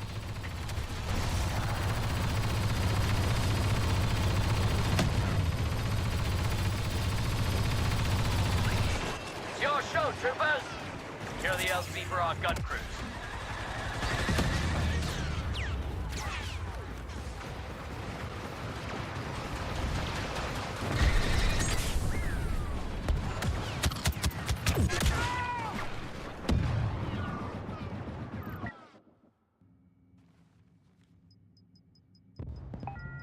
They destroyed the tank.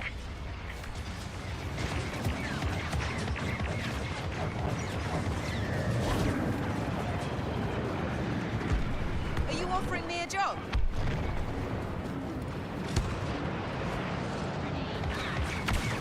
No, you're outnumbered.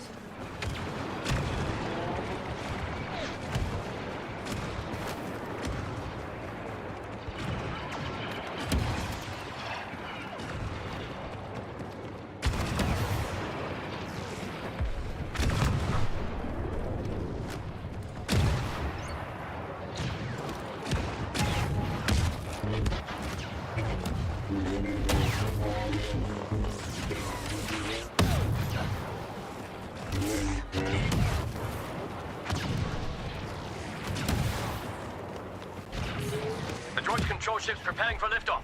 Pick up the pace.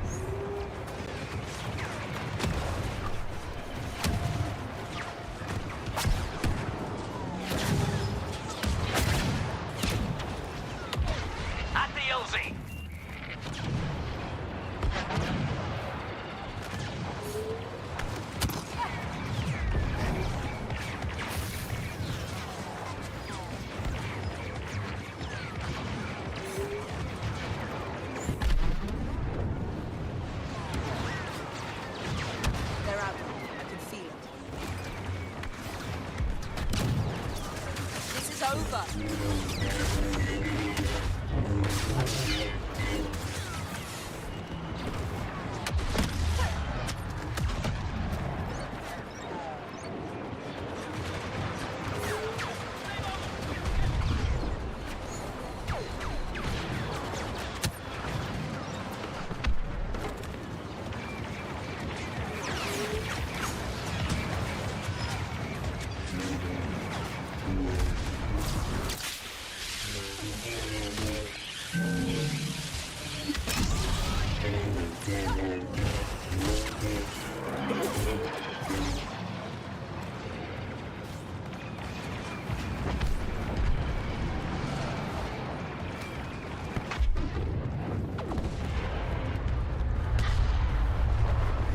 Watch out for yourself, all right?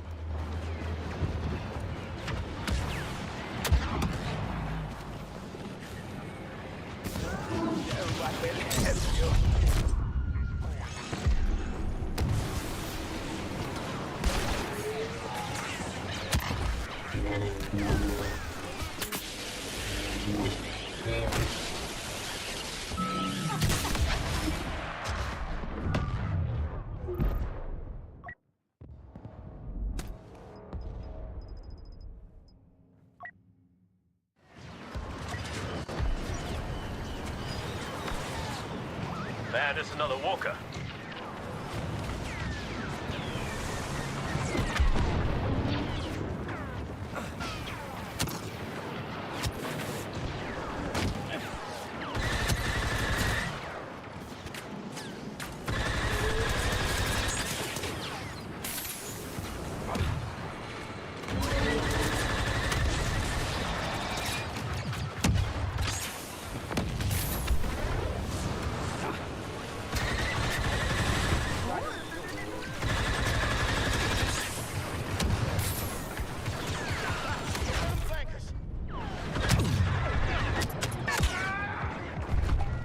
They took out the walker.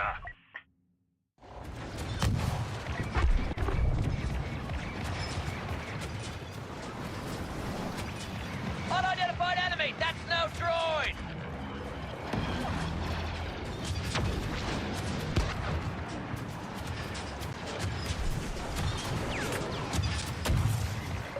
HTE on station and ready to defend. Pull those triggers till your fingers are ready to fall off.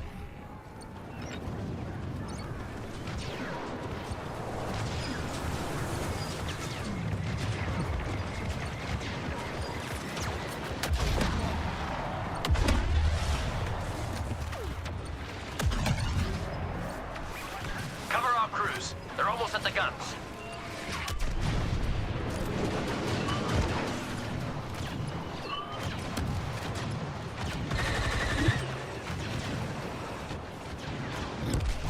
It's not every day you stop an army and destroy a droid factory. Remarkable. Artillery! Fire when ready!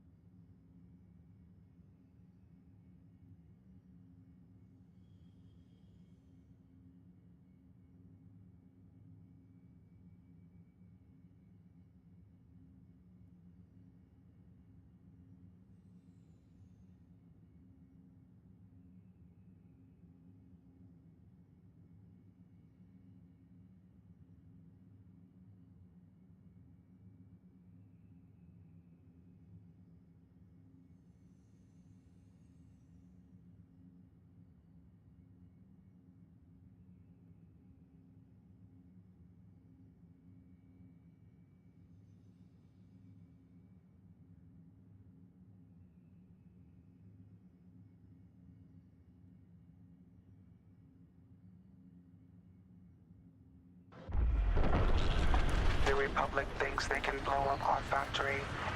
I will enjoy teaching them a lesson. We obliterated their defenses, but one squad survived. Eliminate them so we can retake the factory. Wipe out the clones. The clones are attempting to reclaim 2 of their forward command centers. Secure both locations.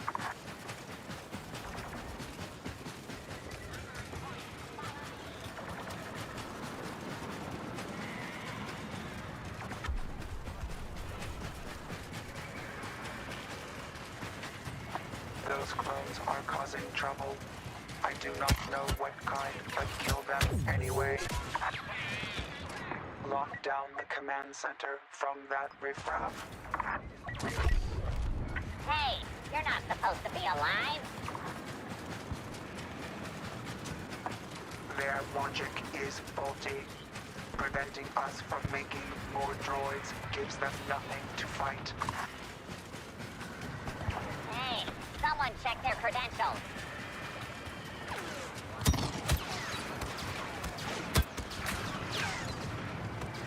Sentry mode activated.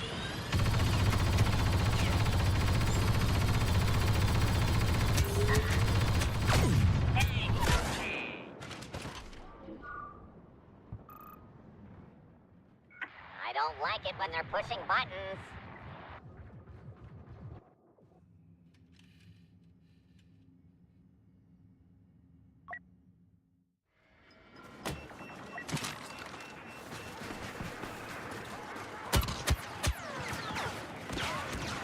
Sentry guns online.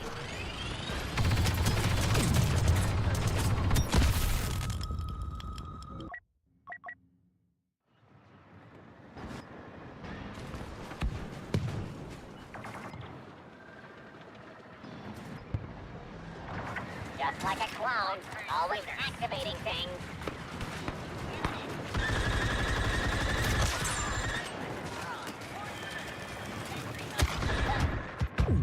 There's no reassembly if we lose this one.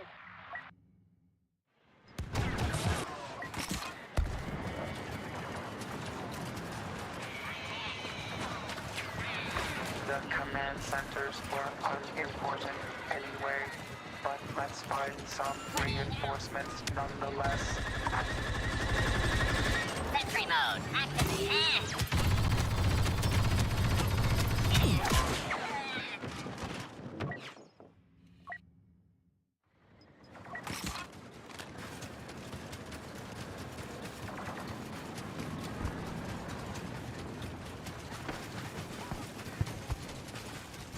Uh-oh. The Republic's up to something, all right.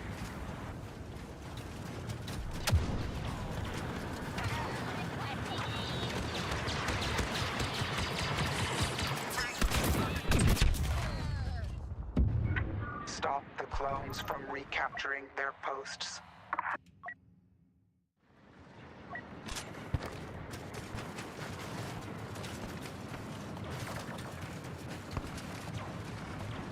Rearming. Close attack. Hold this clone scum back.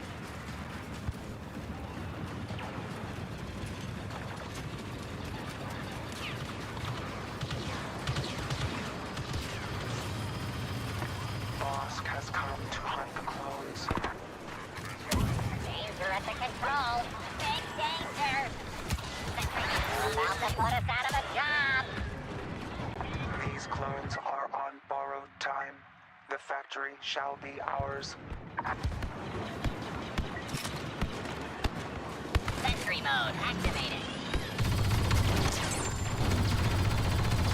Oh no, not these guys again.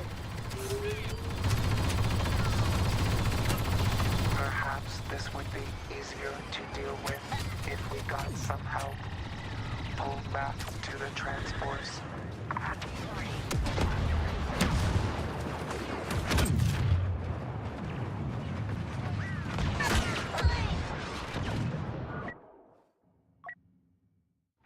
We have underestimated the clones. They may have taken an interest in our troop transports. They may also have a walker. Fall back.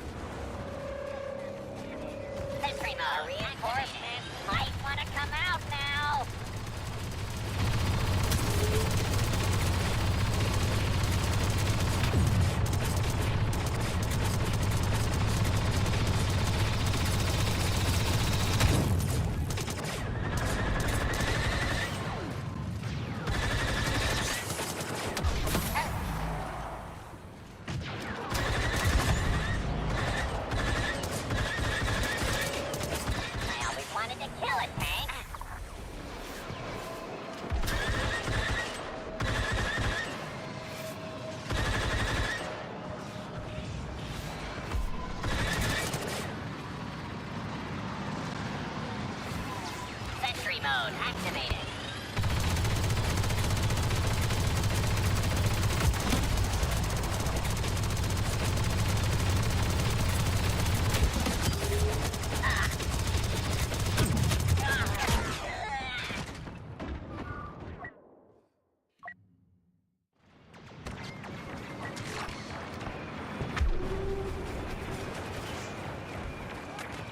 Sentry guns online.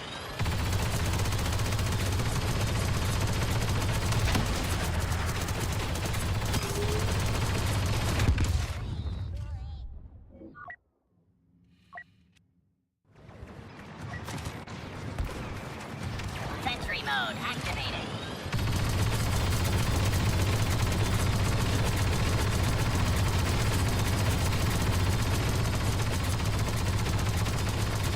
Walker down!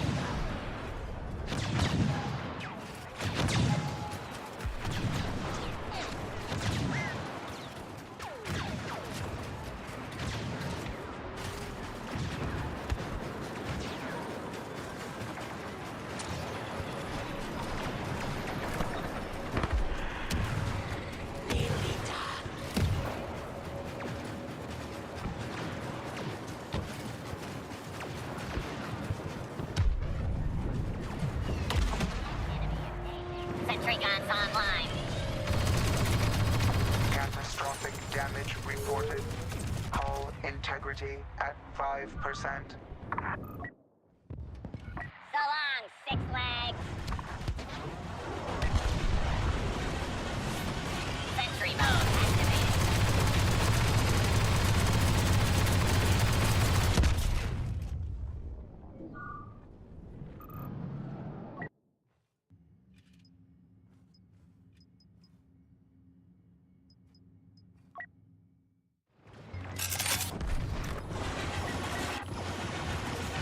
Sentry mode activated.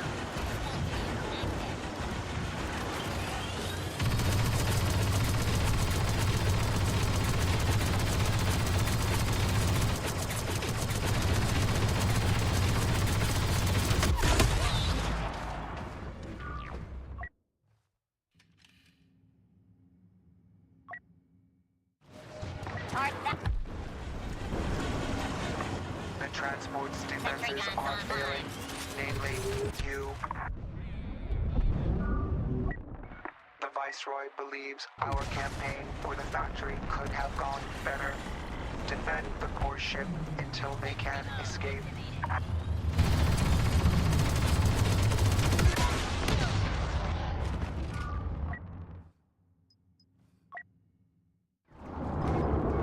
The clones are heading for some abandoned artillery near the core ship. Stop them.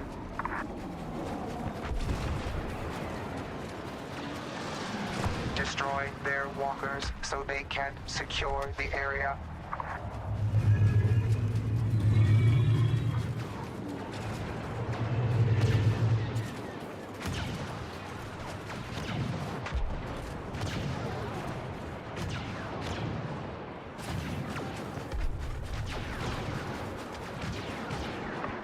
Every droid must fight.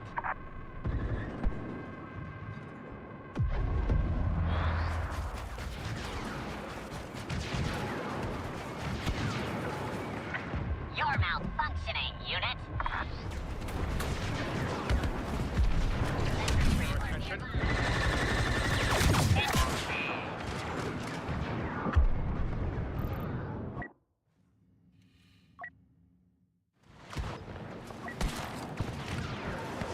Sentry mode activated.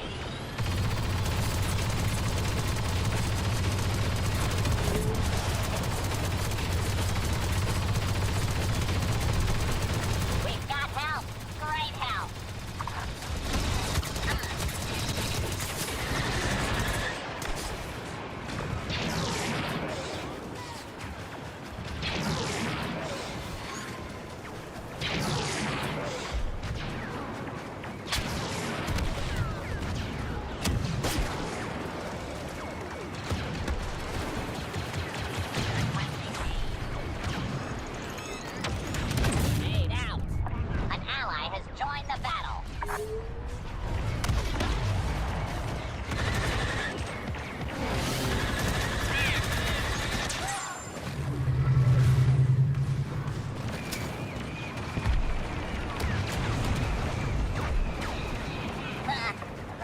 is uncomfortably close to those cannons.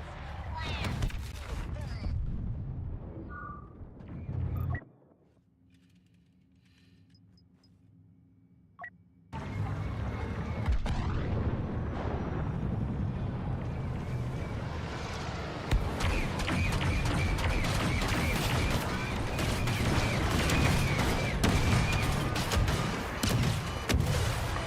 We are getting support from General Grievous himself.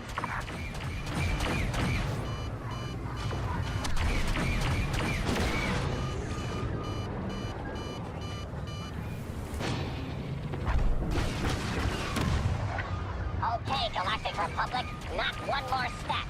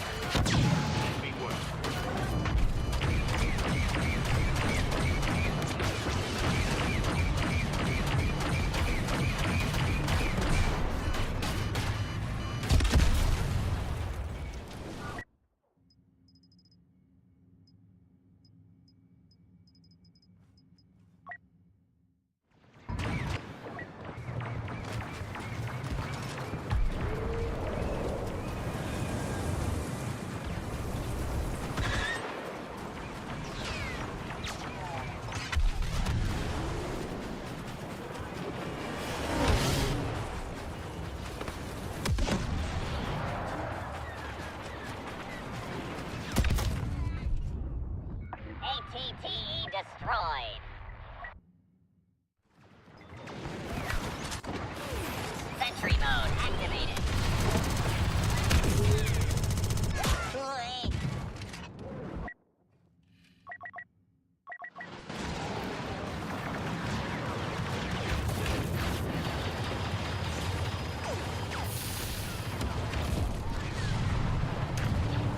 Scratch up one, ATTE. Ally arriving. Threat level maximum.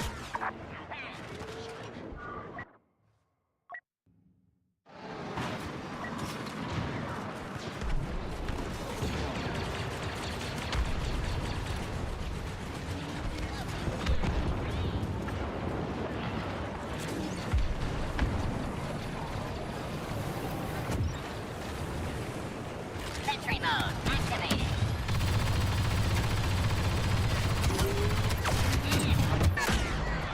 Behind you.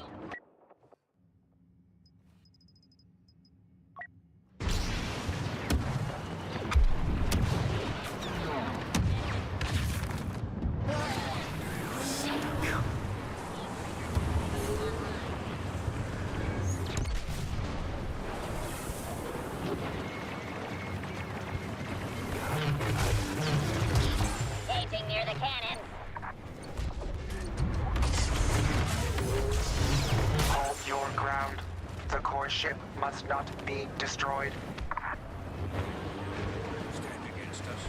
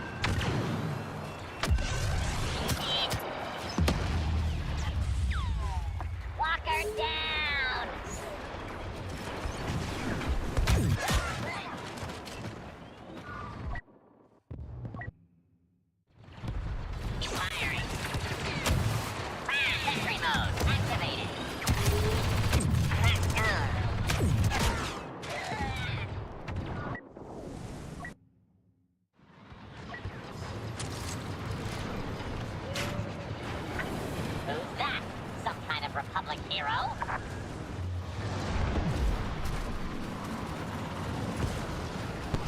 Sentry guns online.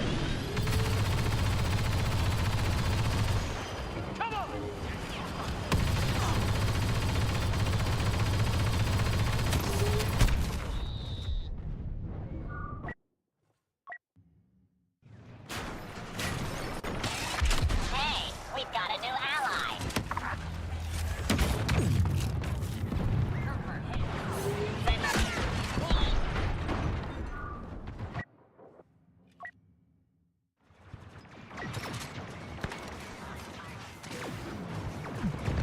So long, Six Flags.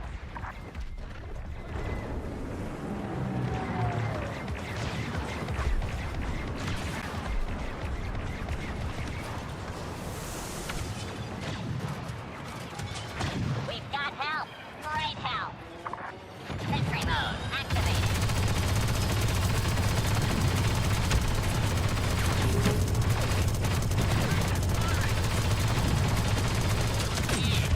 I always wanted to kill a tank.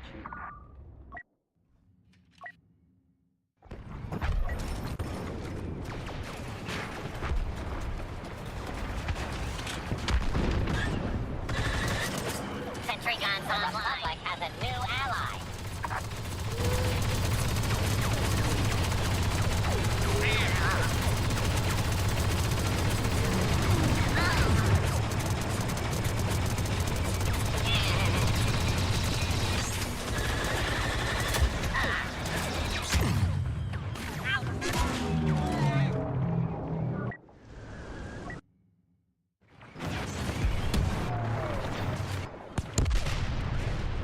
Scratch up one ATTE.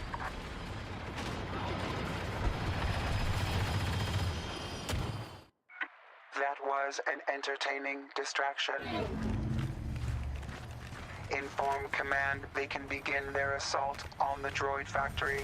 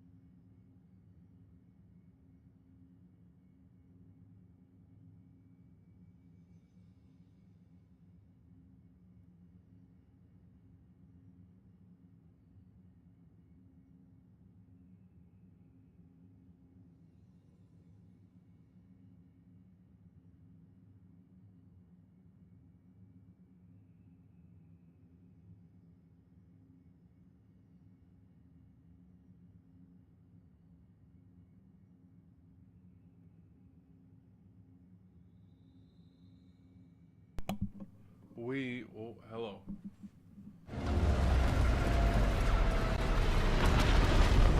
Today's glorious strategy involves the taking of Kashyyyk. While our fleet strikes from orbit, ground units will prevent enemy ships from launching. Doesn't matter. That I like is- Kashyyyk anyways. Kashyyyk is the most glitchy mission. That and Naboo they're bad. Super bad. Anyways, guys, we're gonna end the stream here. I thank you guys for hanging out. A couple hours while I chat about hockey and give my thoughts and my reactions to the gold medal game today, which was phenomenal. That happened way, way, way early in the morning. Which kudos.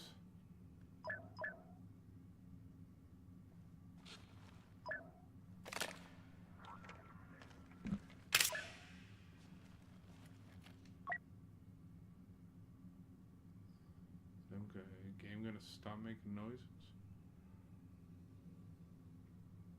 Anyways, kudos to both teams. I think both teams played absolutely here. What if I?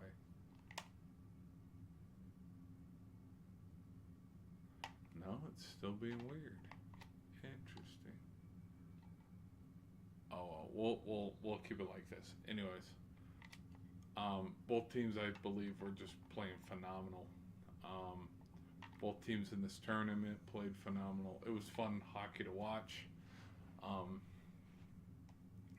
No discredit to either team. I think either team could have won it. I think both teams played phenomenal. Super proud of both teams, both squads, because it's best on best, man. I think hockey fans won at the end of this because it's been a really long time. It's been a really long time since we've seen best on best like this, and so, anyways, well, we saw a little bit last year, but that was just a little taste. So, anyways, guys, we're gonna end the stream here. Thank you guys for hanging out this long, and I will see you guys